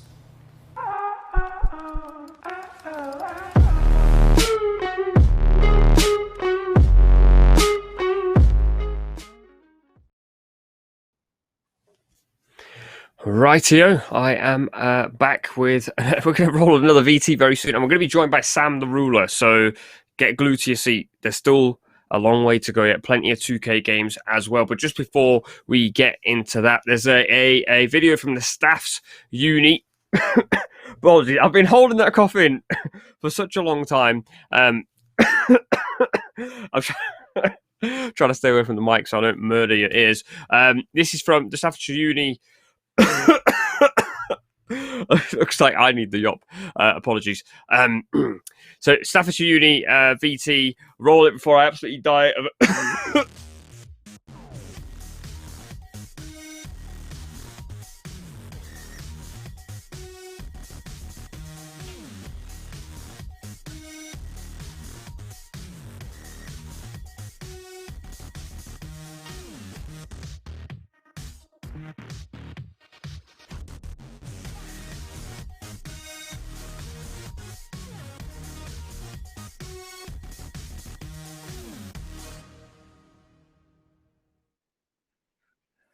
Now, whilst my brother Rambo goes and gets a very, very well-deserved drink of some Yop, because I can hear that cough from here. But we're going to be chatting to my guy Sam the Ruler very shortly. Rambo's going to go and get himself a drink, but we just want to say a big thank you to everyone who's tuned in right now. Just a reminder to make sure you're entering the competitions. Make sure you've entered the Yop competition to win yourself a PS5, a PlayStation 5. Make sure you're watching this on the London United Twitch channel. Some of you guys might be watching on the Twitch homepage. Make sure you get over to the London United channel, because interactive quizzes will be appearing on the screen. We've got some very special, I don't know, the production team here, I don't know what it's called. They got some special technology, very special technology, never seen before. It's coming up on the screen. They'll give you quizzes. You pick your answer and you win prizes. That's all I know. All I know is you guys can win prizes. So I don't know the technicalities behind how it works, but make sure you're watching, staying involved and staying ready. And get active in the chat as well. We want to know from you guys what you're thinking of the next game. I feel like it's going to be a little bit closer. I want to know some of your predictions of who you think is going to win that one. But in the meantime, I believe we're going to be joined by Sam the Ruler very shortly to get a little bit of a professional 2K player. But in the meantime, let's get back to talking about some NBA. You know, who are you guys feeling to win the championship this year? We just saw the Lakers take a massive L in the last game on this stream, but I don't feel like that's what they're going to be taking in real life. Who's in the mix? You know, there's a lot of people saying the Lakers going back to back. The Clippers, of course, are going to be out with a vengeance because they went out sad last year. Last year, they went out real sad the way they threw away that 3-1 lead against the Denver Nuggets. And of course, the Denver Nuggets, Nikola Jokic and Jamal Murray, who's looking like a superstar nowadays, they're going to be in with a mix. I feel like the Western Conference is going to be such a tough matchup. There's so many teams that have got stronger over the summer. You know, the Phoenix Suns have acquired Chris Paul to pair with Devin Booker. Those two in the backcourt, that's straight buckets all day long. And then, of course, you've got the New Orleans Pelicans. If Zion Williams can stay healthy, and Brandon Ingram, who's just got that big contract, they're going to be a force. And then Ja Morant, the reigning Rookie of the Year, and the young, hungry Memphis Grizzlies, they might not look too good on paper, but they are a young, hungry team. I don't think anyone's going to be out there playing harder than those guys. And over in the East, I'm liking the look of a lot of the teams out in the East. The Brooklyn Nets, of course, with Kyrie and Kevin Durant, but a sleeper team that a lot of people have kind of written off after last year with Philadelphia 76ers. And speaking of teams that are a little bit written off, we're going to be seeing the Golden State Warriors go up against the Los Angeles Lakers, as Ian Foreman is playing as the Golden State Warriors, and the Los Angeles Lakers are going to be controlled by Drills Up. Interesting choice of username, but it's also more interesting he's gone with the Lakers after seeing what happens to them in the last game. We're going to go straight into the action any second now. Golden State Warriors, who unfortunately will be missing Klay Thompson this season in real life, but Klay Thompson is available to play with on NBA 2K. So you've got the Splash Brothers in the backcourt, and I wish he was healthy in real life, because the Warriors and the Lakers is a matchup that I think everybody was looking forward to seeing, you know, throughout the whole offseason, and the whole thing of thinking about when Steph and Klay get back on the court, we're thinking about, you know, how are they going to match up against LeBron and AD? Because they're two very different powerhouses. The Lakers obviously have the size and the strength, and the Warriors, they have the shooting and the finesse of their guard players. So we're going to get straight into this matchup. Let me know in the chat right now, who do you think is taking the W on this one? Will it be Dub Nation, or will it be the Lake Show, as we are live at the Chase Center? Golden State Warriors, of course, have moved arenas out of Oakland into San Francisco, as they are now at the Chase Center. I'm yet to go and visit, but I've heard the facilities there are absolutely amazing. And the tip-off is won by their first-round draft pick from this year, James Wiseman, who was picked with the number 2 pick in the NBA draft. Wiseman throws it down off the beautiful no-look assist from Stephen Curry. Wiseman, of course, played for the University of Memphis, coached by NBA legend Penny Hardaway, who, of course, played with Shaquille O'Neal on the Orlando Magic back in the day. And he only played a few games. There was a little bit of controversy with his college eligibility as LeBron James takes it to the rack and gets the bucket to go. But James Wiseman didn't get that many reps in college, but there was no doubt over the question of, he's 7 foot tall. He can finish anytime the ball goes up in the air. He's throwing that down, and he's got great agility. He's a great shot blocker, and he's also trying to extend his range to the outside as the Golden State Warriors get 2 more points on the board. I feel like this game is going to be a little bit closer. So, ladies and gentlemen, prepare yourselves for a tough battle as LeBron James goes straight to an isolation, but finds Anthony Davis in the paint. He's double teamed, finds the pass to Montrezl Harrell, who throws down the dunk from that spot in the corner down there. And it's going to be interesting to see the kind of defense these two guys use, because the Golden State Warriors, of course, you're worried about that 3-point shot. But if you worry too much about that 3-point shot, like you just saw, Steph Curry can blow by the defender and just finish at the rack, because even though he's the best 3-point shooter in the game right now, every player in the NBA can score layups at the basket if they're wide open. And there's a steal from Klay Thompson, who makes the breakaway in transition. He throws down the two-handed dunk, 2 hands for extra safety, because when LeBron James is chasing you on a fast break, listen, I know you guys all remember. I think even if you're not an NBA fan, you guys remember that moment. You hear the commentator saying, Iguodala to Curry, back to Iguodala, blocked by James. That's one of the most iconic calls in NBA history, because that's one of the biggest plays of LeBron James's career, of course, coming back from a 3-1 lead against the Golden State Warriors themselves. But back then he was on the Cleveland Cavaliers. He's now on the new look Los Angeles Lakers, as the Lakers miss again, and the ball comes away with Golden State in transition. Andrew Wiggins, another player who was a very high pick in the draft, is now on the Warriors, and he's kind of disappointed expectations a little bit since he's been in the league.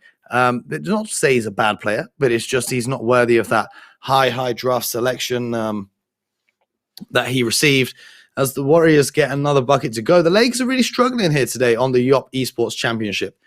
LeBron James brings the ball down the court. He's got a mismatch. I don't know why he don't utilize that. That's what you got to do. You really got to blow by, use that strength, and make the most of LeBron James, which we didn't see in that previous matchup. A little pick and roll going on here between Schroeder and Montrezl Harrell. If they can gather the ball, Schroeder recovers it. He gets the ball all the way across the paint to Harrell, who gets inside for the bucket. And it's 10 points for the Warriors, 6 points for the Lakers, with just over a minute remaining in this first quarter, as Draymond Green gets inside. Anthony Davis guarding him, but he can't stop Draymond Green, who I think is going to have a great comeback this year. He wasn't healthy last year for most of it, and I've seen him recently. I saw Draymond the other day looking very, very, how am I going to say it? Not skinny, but in a lot better shape than he previously has been. It looks like he's been really working on his physical shape, because he's getting older. He needs to maintain that endurance when he's on the court.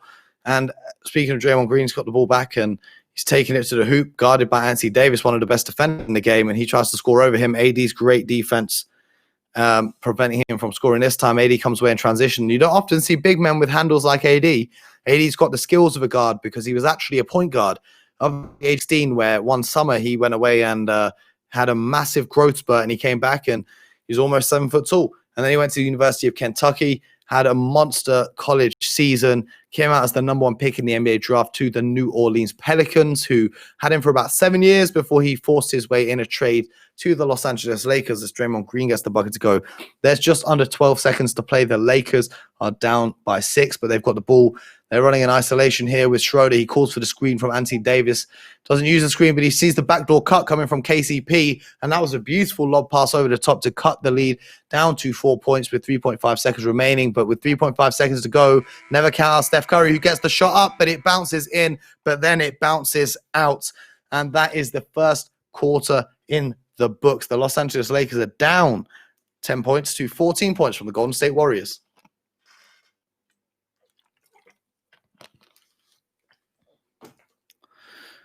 We're back at the Chase Center for the second quarter of action. I'm interested to see if we find any substitutions taking place in the second quarter of play, because, you do want to rest some of these players for the fourth quarter, the important minutes in crunch time. we're seeing a few changes that have been made from the Lakers. Markieff Morris is in there setting a pick. He was instrumental in their run to the championship. A highly efficient player. I don't feel like he got enough credit, but he was highly efficient in terms of his shooting percentages. Although that shot right at the bucket misses, Klay Thompson comes away with it down the other. He throws up an alley-oop to Steph. Wow. That's how you know it's 2K and not real life, because I'll never see Stephen Curry catching an alley-oop in real life, and you can see exactly why. Down the other end, Morris finishes the lob play from Anthony Davis. And the Golden State Warriors call a timeout. They feel the Lakers are getting a bit of momentum. They've cut the lead down to just one possession. It's a 2-point game. And they just want to talk things through, steady the ship a little bit. Everyone came out of that first quarter break with a lot of adrenaline and, just calm it down. Calm it down, guys. Of course, you can see the additions made by the Lakers there. Wesley Matthews has joined from the Milwaukee Bucks. And he's going to be instrumental as one of those 3-and-D guys, but he's being subbed out for Alex Caruso, social media's favorite player. I want to see Alex Caruso and Taco Fall get their own TV show, because every NBA fan, it's impossible not to love those two guys. They're just good vibes all round. But Stephen Curry shows off his handles. He gets into Kelly Oubre, who's on the wing. He shoots the three, and he makes the three. Kelly Oubre, I think he's getting with a shot for the most improved player this season. He showed flashes in Phoenix of what he can do on both ends of the court, and that's what I love about Kelly Oubre is, he can do it on defense. I saw him in a preseason game the other night, absolutely hounding the opposition the full length of the court, making them really work to even get the ball up the court, let alone score a bucket. Anthony Davis used as a ball handler in this pick and roll situation. He finds Morris under the hoop, who misses another layup. Maybe I shouldn't have talked about how effective he was and how efficient he was, because he's not been efficient ever since he's come into the game, as the Golden State Warriors get another easy look at the hoop and extend that lead out to 7 points now. I want to know from you guys in the chat right now, if these two squads, both of them are fully healthy, who do you think is taking a W? If Steph, Clay, Draymond go up against LeBron and AD, who do you think is taking that W in real life? And, I was talking the other day, in the last game, we were talking about Giannis re-signing with the Milwaukee Bucks and what that means for other teams now they're trying to trade for James Harden, as the big poster dunk is thrown down by James Wiseman. We were talking about teams that might trade.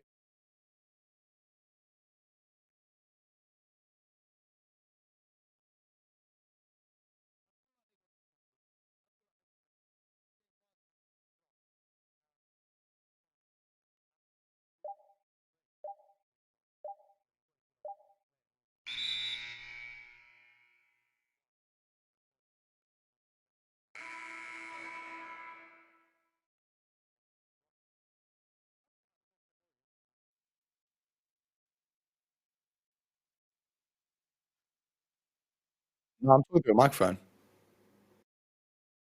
Oh, sorry for that slight delay. Something went wrong with the microphone. But we're back in business now. We were just talking about if the Golden State Warriors could potentially trade for James Harden, which would be a scary sight with Steph, Clay, and James all on the same team shooting the astronomical amount of threes. They could give up James Wiseman and maybe a Draymond or maybe a Andrew Wiggins to fill out the salaries and throw in a few future draft picks for the Houston Rockets as they look to rebuild. But in the meantime, right now in this game, they have the advantage with Ian Foreman controlling them over the Los Angeles Lakers, who are being controlled by drills. Right here at the Yop Esports Championship, Alex Caruso finds a way inside. He gets the layup to go in off the glass to cut the lead down to 5 points with just over a minute remaining in the first half of action here. What I like about this is the Golden State Warriors are maintaining their lead and even growing their lead, while Steph and Clay are getting a rest on the bench. You're seeing the depth of their squad. The Golden State Warriors have the slogan "Strength in Numbers." That's a philosophy that the franchise truly believes in, and all of their championships. And wow, big jam, King James going down the lane. Try and stop him, you must be insane. The Strength in Numbers slogan by the Warriors is something that's really echoed throughout the entire franchise. As Alex Caruso, we're talking about Caruso, put on a Caruso show with that throwdown, cuts the lead down to 3. Strength in numbers has really been echoed from all of those championships they won just a few seasons ago. It wasn't just Stephen Curry doing all the work. It wasn't just Kevin Durant. They had great players the whole way through the squad. We're talking about guys like Andrew Bogut. We're talking about guys like Leandro Barbosa, Sean Livingston, David West. These guys don't get the headlines, but they made all made valuable contributions to those championship winning teams in Oakland. But in the meantime here, there's a 7-second differential between the game clock and the shot clock. The Warriors should look to shoot before the 24 seconds are up now because they could have got a 2-for-1. What a 2-for-1 is when you get 2 shots rather than just 1 because they've had 1 possession and now there's 18 seconds left. There's no shot clock left on. So the Lakers should and could hold for the final possession of the game. We're seeing an isolation for LeBron and AD comes up to set the screen. Feel like that's a play that Drills loves to use as LeBron James gets inside and he gets fouled by Eric Pascal, who had an impressive rookie season last year. He was really one of the few bright spots in an injury-riddled season for the Golden State Warriors. With 8 seconds to go, the Golden State Warriors, they do get their 2-for-1. They do end up with a 2-for-1, and they can extend this lead. There's 8.8 seconds on the clock. They call a timeout. I wonder what that is going to be drawn up by Ian here with his team. Is he going to put Stephen Clay back in for one more possession? I think you have to here, because if you can get a 3-pointer right now and you can stretch this lead from 5 to 8, then that makes a huge difference. But he doesn't put Steph back into the game. He does still have some good players out there. There's 1 second left on the clock. He puts the shot up and he puts the bucket in on the buzzer. And you can see that there, an 8-point lead. Both teams shooting a very high percentage, but you can just see a couple more blocks on the defensive side of things for the Golden State Warriors, who there you can see their championship banners 2015, 2017, 2018. And, you know, who knows, 2022 is not off the cards. I don't see them doing it in 2021 without Klay Thompson. But, you know, the season after this one, you never know what can happen. You never, ever know. But the NBA is probably the most unpredictable league in the entire world. As the third quarter gets underway, LeBron James with a full court pass to Anthony Davis, who is fouled, shoot 2 at the free throw line. Gets the first to go.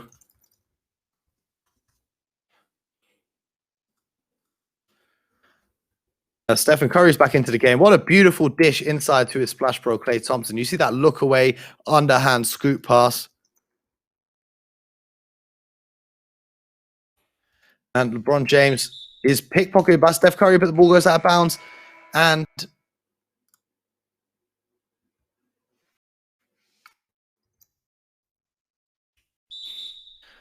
Lakers inbound, but it's inbounded off the Golden State Warriors defender.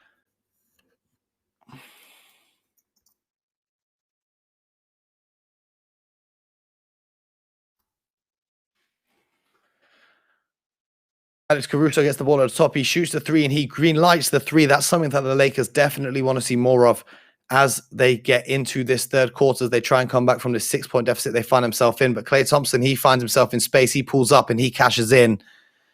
And that's an easy bucket there for Klay. If you give him just an inch of space, he will make it every time down. James finds AD, alley-oop. How many times have we seen that in real life? How many times have we seen that? I think you can go on YouTube after this and watch a 10-minute compilation of LeBron James assisting Anthony Davis. They are really a perfect match to play alongside each other. Steph Curry gets the pass to the outside. His teammate can't knock down the 3. That's the shot Steph needs to be taken. And the Lakers come away with the ball in transition. Alex Caruso gets it to AD. Montrezl Harrell finds position down low. Stephen Curry with a beautiful steal from Anthony Davis. He finds Draymond Green cutting to the hoop, but he is fouled by Kyle Kuzma and Anthony Davis, who swarmed on him as he got inside. And Draymond is going to head to the line to shoot.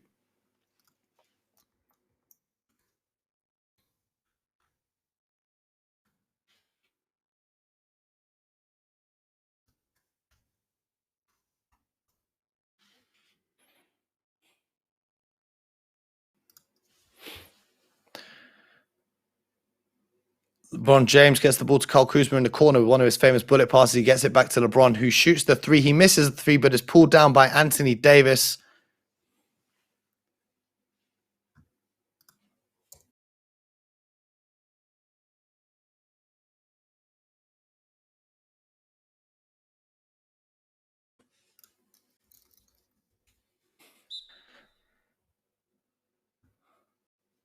And that is going to be a timeout for the Los Angeles Lakers. They want to really steady the ship before the lead gets out of hand. You want to stop the opponent getting to double digits in the lead column, because, you know, that's when things kind of get unsustainable. You start doubting yourself, thinking maybe this game out of reach. Is it not out of reach? And, you know, it's good to just call that timeout, get your players a little bit of a rest and steady the ship as you head into the final 2 minutes of the third quarter of action here between Ian Foreman and Drills, who are playing as the Warriors and the Lakers. If you're just joining us, Ian is playing as the Warriors and Drills is playing as the Lakers. LeBron James has the ball. He calls for the screen from Marc Gasol. They're running a little bit of a pick and roll action here. So LeBron James turns the corner, gets inside and throws down the huge dunk. That's King James stamping his authority all the way down the lane. Golden State Warriors are still going heavy into their bench here, which is surprising to see. But when you're in the lead, I guess you can do what you want when you're popping, man. Like, fair play to you. You got the lead. You're going to roll with your bench guys. Why not? As the Lakers connects on another alley-oop play for LeBron to throw it down. It's really end-to-end stuff here. The tempo of this game is extremely point differential between them. And I feel like, you know, with a few solid defensive possessions from the Lakers, this one can be very close heading into the fourth quarter with 1:25 remaining. The lead is only 7. That's not out of hand. You know, I was saying to Rambo earlier, I was saying I've seen teams come back from 40-point deficits in the NBA. Anything is truly possible as LeBron James throws down another dunk. James Wiseman, welcome to the league, rookie. You ain't contesting with the king at the bucket. LeBron's got 13. He's only missed 1 shot so far this evening. And I feel like it's going to be a tough task for him now in the fourth quarter with just a minute left in the third because Steph Curry's resting. Klay Thompson's resting. The bench is coming in and putting in work.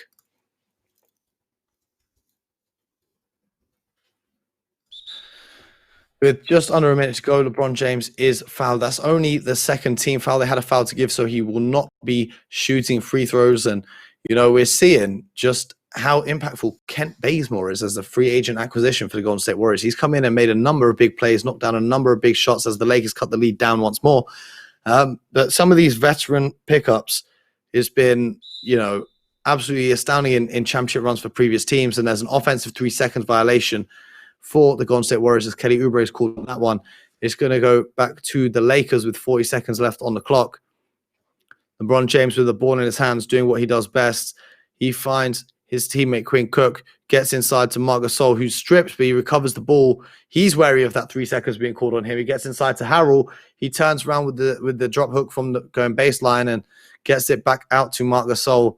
Trez isn't really a post-up kind of guy. He's more of a pick-and-roll finisher for me. I wouldn't give it to him on the block to do work like that. Schroeder can't get a 3 to go with 15 seconds left on the clock.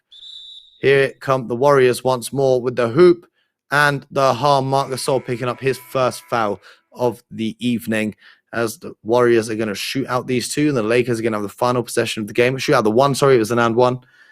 And the Golden State Warriors back on defense, trying to hold on to this lead. They're going to play some defense here. 5 seconds left. Schroeder chucks it. Schroeder makes it.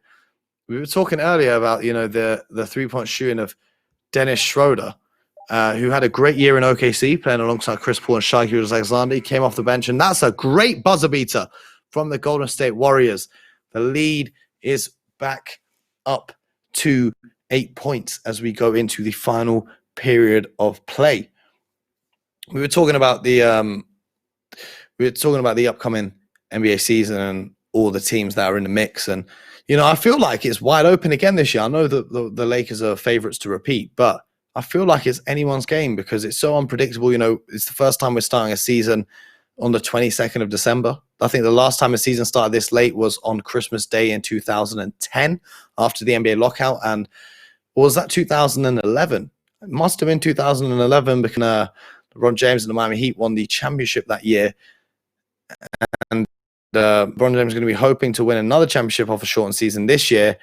And what we just saw with the last championship he won was another unique NBA season. As Andrew Wiggins goes down the lane, but he hesitates for a minute.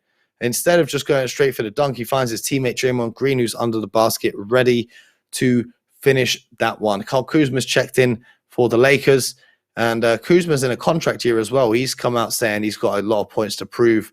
You know, he's been getting his fair share of criticism on social media, although I don't think it's really criticism. I think it's more just people having fun, making a few jokes. Because Cruz he's a good player. He's a good player, but you know, it is what it is as Klay Thompson knocks down another 3. Montrezl Harrell is going to be checking back into the game pretty soon for the Lakers. He's been huge for them in this game. I feel like Marc Gasol just doesn't have the speed to keep up with this pacey Warriors team. You know, they're all about the run and gun, shoot a lot of threes in transition play. I watched them play last night. They lost on the buzzer to the Sacramento Kings, but Steph Curry was literally doing what's just happened there, except, you know, he was making a couple. He's just pulling up in transition for the threes. And the ball is stolen by Draymond Green, who finds the touchdown pass to Clay. He gets out to Steph, who gets the green light. He gets the bucket to go.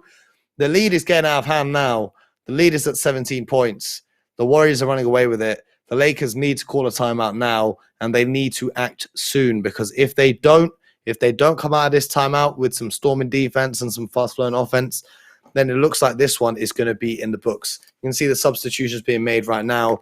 Wesley Matthews, I feel like Wes should be getting more minutes. If I'm controlling the Lakers, the secret, you guys listening, right? If you're playing with the Lakers on 2K, the secret is this. Put LeBron James at the point guard spot. Put him as your point guard and put Anthony Davis as your center, and then just put 3 more shooters in between. That's all you need to do. It's a very simple game plan, but on 2K, it works perfectly. LeBron James is going to drive inside, and he's going to kick the ball out to guys that can shoot, or he's going to run a pick and roll with Anthony Davis, like what's happening right here, to find himself in some space and get his teammates open. And if they're not open, you can throw the ball to a lob for Anthony Davis, who he can't finish that one because there was 3 defenders around him. They must have not seen the 3-point shooters that were open, but Steph Curry shooting a 3-pointer is definitely open. And you know for a fact, if Steph Curry is open shooting a 3-pointer, he's going to score it. And if you leave Stephen Curry up for a 3-pointer, you're going to be down by 20 points in the fourth quarter here. So Dennis Schroeder, he's putting all the handles out of the bag.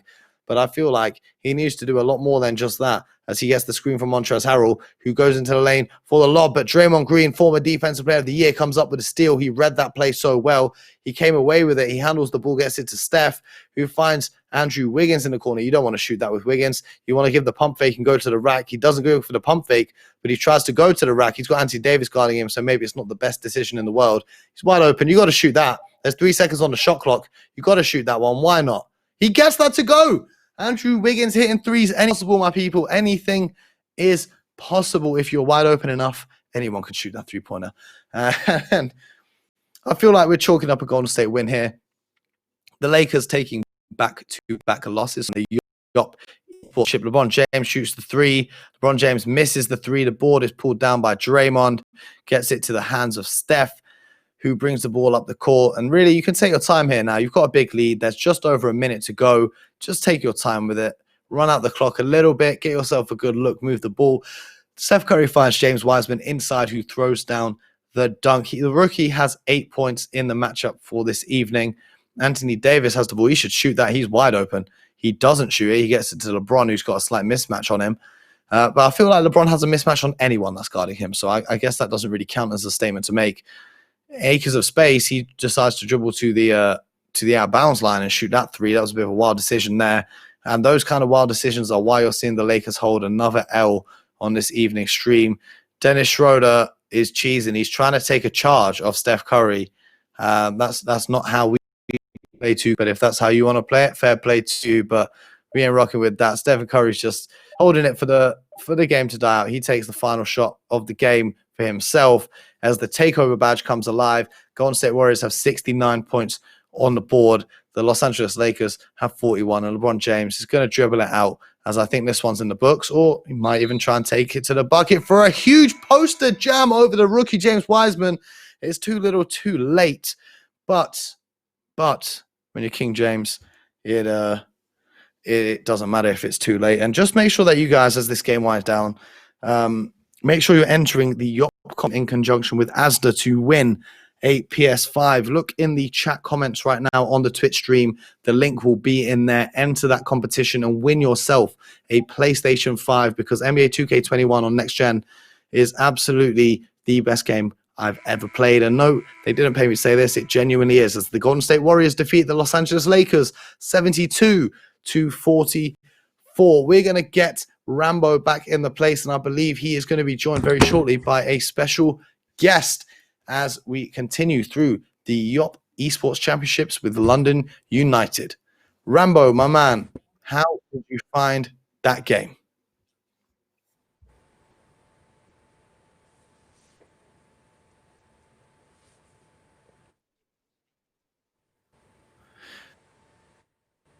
Rambo is on mute. I can't hear a word he's saying. Sam, I'm hoping you're off mute. How did you feel about your performance? It's decent, man. Can you hear me? I don't know if you can hear me or not. Yeah, I can hear you. I can hear you. I feel like decent is the understatement of the year. You came out and blew away the competition, man. What was your game plan going into that one? Just 5 out. Really, I'm using Giannis, so he's a force in the paint. So I just 5 out, go into the paint. If he tries to double or protect the rim, then I kick out for my shooters. That's it. That's the whole game plan. That's a pretty simple game plan. Are the Bucks your go-to team then every time you play on Play Now mode? Yeah, it's, mainly the Bucks because I'm used to using Giannis on my team as well. So, yeah, mainly the Bucks because that's my play style. Just ISO 5 out and kickouts and stuff. I just want to say, by the way, my mic is working. Yes. After the coughing fit, I obviously switched my mic off because nobody wants to hear me cough. Sam, the ruler, my guy, watched the game. If you don't know, I'm out of us three. I know the least about NBA. But what I do know, you absolutely smashed it. And I just heard you talk about the tactic. So I'm going to put you on the reverse end. If you were losing that game, what would your tactic have been? If I was losing like that, or just losing in general? I'll lose like that. If you're losing like that, I know you, Sam. You'd log off. I don't lose like that. So I don't know what it feels like. Oh, sorry. I apologize.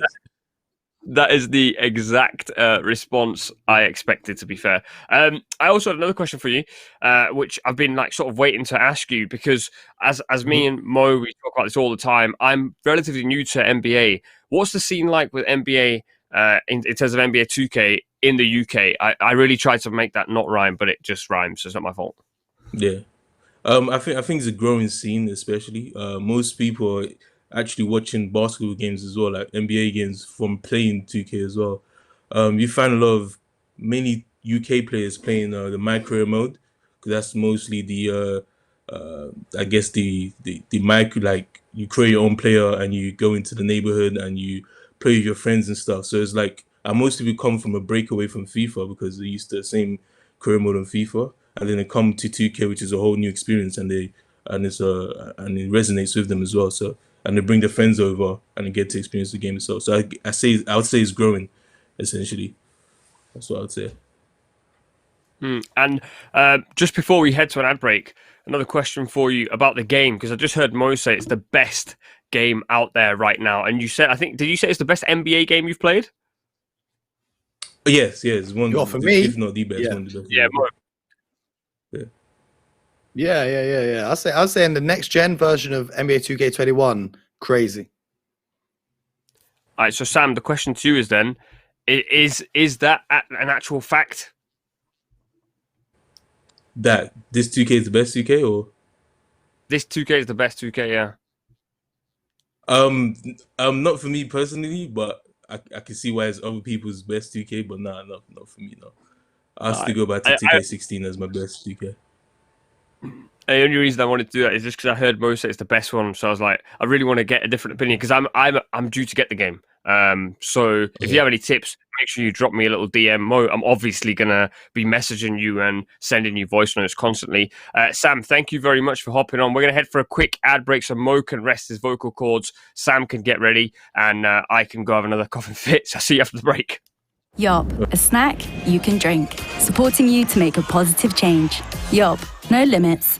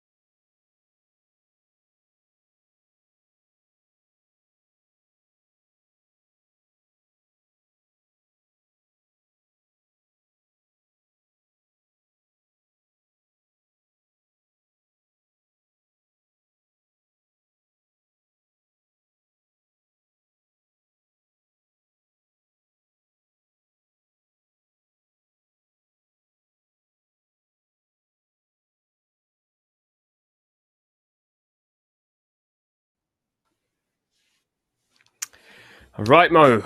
Welcome back, everyone. Another game to go. What's been the most impressive thing so far? Are you impressed by the standard of players so far? Man, the player's been great so far. You know, both games haven't been too close towards the end, but that just shows you, basketball's a game of momentum. Momentum, and basketball is a game of runs. So, it just shows you that once you build up that momentum with your team and you can get out to a nice little lead, you're really seeing the composure of these guys to maintain these leads. Because a lot of players, they come out, build up a little bit of lead, 10 points, 15 points, whatever, and they relax. They say, all right, cool, I'm up. I don't really need to concentrate like this no more. But we're seeing these guys are true competitors. They're building up a lead and they're saying, all right, cool, I'm going for it. I'm going to get as many points as I can. I'm going to embarrass my opposition because I'm playing. It's my time to shine. Rather than just saying, all right, cool, we'll just keep it close and then play at the end of the game. So it's been the competitiveness is what's been stood out for me so far today. Yeah, love that. I'm going to ask you a couple of personal questions, seeing as we have a bit of time for a chinwag, which I'm always a fan of. Are you any good at this particular 2K? All right, I'm gonna be completely honest with you here. I'm gonna be completely honest with you here. When I always back myself, and I'll say I'll beat anyone at 2K. Yeah, but there is an asterisk on that. Okay, when I say I'll beat anyone, it means I'll beat any of my friends or any everyday person. But you see people like Sam and the professional 2K players. There's no way I'm on their level because they are on a different stratosphere of being good at 2K. But Rambo, when we link up when Corona's over and we're playing with the Mandem, no one's coming to beat me. I can promise you that much. I'll tell you what, I'm going to get a lot of practicing because I believe, if I'm not wrong, I'm receiving the 2K game this weekend. So I will put in some serious hours just to be able to compete with you in a game. You're forgetting that I put in 15 years. That's the difference. Beginner's luck. You ever heard of beginner's luck? I feel like I might have a bit of that. You never know. You never know. Who's your go-to team? Oh, it's the Boston Celtics. That's my team in real life, so it has to be them. But if it's not them, I love playing with the Dallas Mavericks. I love playing with Luka Doncic. Oh, the guy, man. I just want to explain to everyone watching this. There's two sole reasons I got into NBA, three sole reasons. One, I wanted to be friends with Mo. Two, I wanted to like basketball. And three, Luka Doncic. I watched one game. The first game I watched was the Mavs. Remember, I was like messaging you constantly, and Luka was absolutely tearing it up. And I was like, who is this guy? They call it Luka Magic. They call it Luka Man. The kid's only 21, 22, 21.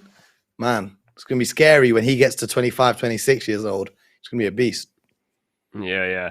I was going to ask you, going back to 2K. So obviously, Sam mentioned, which in FIFA terms is the like player career mode, where you get to be a player and your player sort of like develops. But 2K, from everyone I know, a lot of people play that version of the game. What is it that's attractive about that version of the game?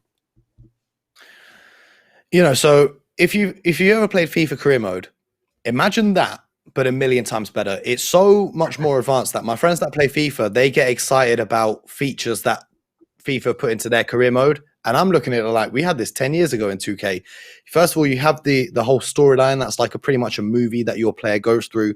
And then, you have full customization of every single stat attribute that you can go for, all the different badges you can get for, and then you can customize the looks of the player in terms of how, like, tattoos and hair color. You can even get like a pattern shaved into the side of your head at the barbershop. And then 2K have what's called the city. And it's like a virtual neighborhood where you can go and link up with your friends and play like 3-on-3 against other people and 5-on-5 against other people.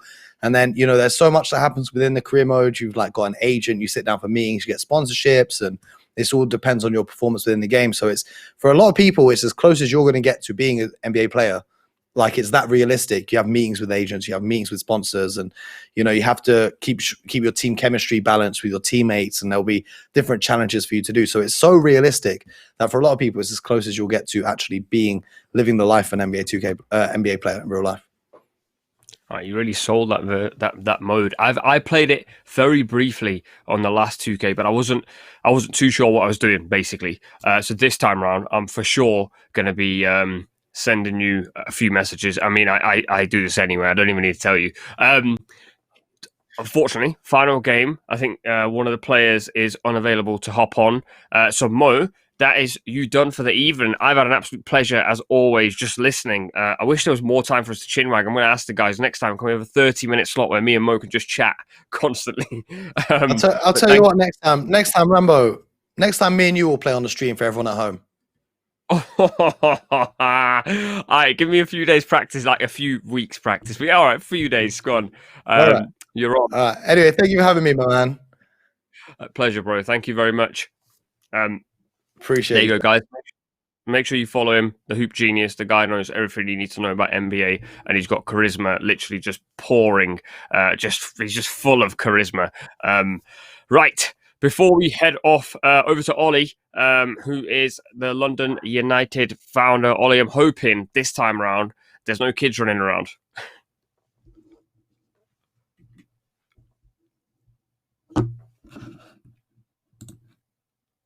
We can't hear you. Can you hear me now, Rambo? There we go. You also muted your mic. Well, we've just had a night of technical difficulties, haven't we? But thankfully the kids are in bed. So I've really enjoyed all that 2K action. I was really pleased that Mo didn't have to commentate in the two same teams like he did last Saturday, which I think confused the hell out of him. Yeah. And I've got to say, when you watch 2K like this, because the games are quite lengthy, it's actually so absorbing and incredible to watch. And also the FIFA as well. Shout out to John, to Shauna, to Adam, to Mo, to all the guests we've had on, and to all the partners as well. It's been a hell of an evening. And obviously for you, you've spent most of the time, you hopped in at the start and now hopping in at the end. I'm assuming you've had a pretty good evening. Yeah, I thoroughly enjoyed it. I thought it was a great showcase for 2K talent in this country. Shout outs to Sam and the others for getting involved. And actually, we had other Team GB players wanting to get involved. So we might see what we can do on Saturday night to showcase some great talent. I think the FIFA competition was brilliant as well. And it's fantastic to have Adam involved because it just shows like what we're trying to do with the grassroots pros, and actually giving him that opportunity to cast alongside John and Shauna is actually giving him some ideas around what he can do in the future. And I think, the fact that he participated in some of our workshops as well shows the career path that he's going on, whether it's gaming and esports as full-time forever, probably unlikely. I know he's not particularly happy this evening because your old player, Stevie G, has managed another year of not winning a trophy in the League Cup with Rangers getting Phil Adams. Got to think about that now going into the Club World Cup tomorrow. He isn't particularly happy, but I thought it was a great night. Really, you've anchored it brilliantly. I think the issues we've had, the academics jumping in, hopefully the sizzle reel we show at the end really portrays what London United is trying to do, trying to take a very different approach to esports in this country. And, we've seen in the chat people saying we're buying views, etc. We're not. We're just doing everything the right way. And if people want to watch us because we create engaging content, then the more the merrier. Everyone is welcome.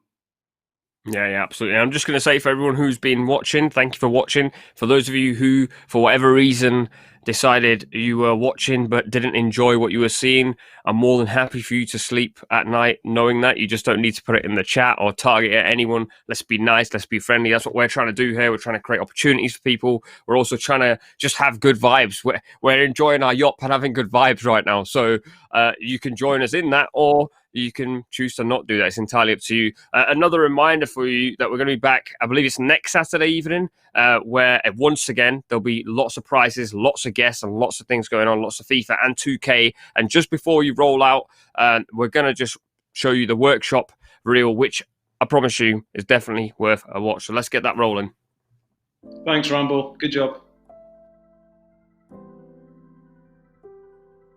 Hello everyone, my name is Billy Abbott. My name's Luke, I'm the media manager at Leyton Orient Football Club. Hi guys, I'm Abby. I'm one of the social media producers and the presenter at Man City. Great task, good to have you here. I'm going to ask you something straight off the bat, nice and easy. How do you feel about Arsenal's current form? We're really going there. No hello, no nothing. Straight to Arsenal. I'm messing. I was ready to hit you with like a 7-paragraph answer there.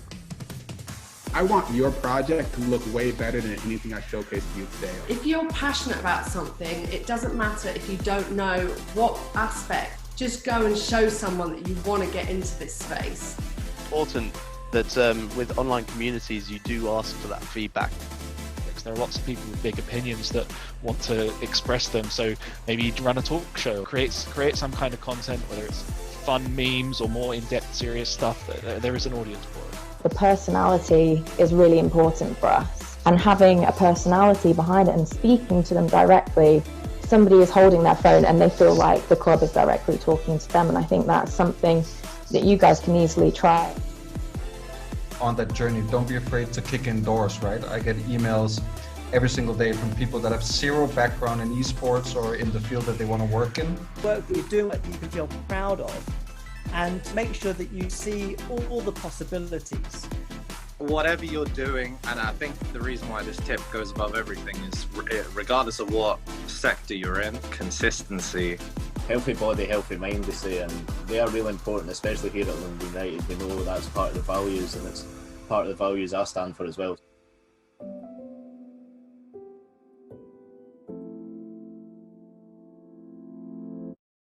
Yop, a snack you can drink. Supporting you to make a positive change. Yop, no limits.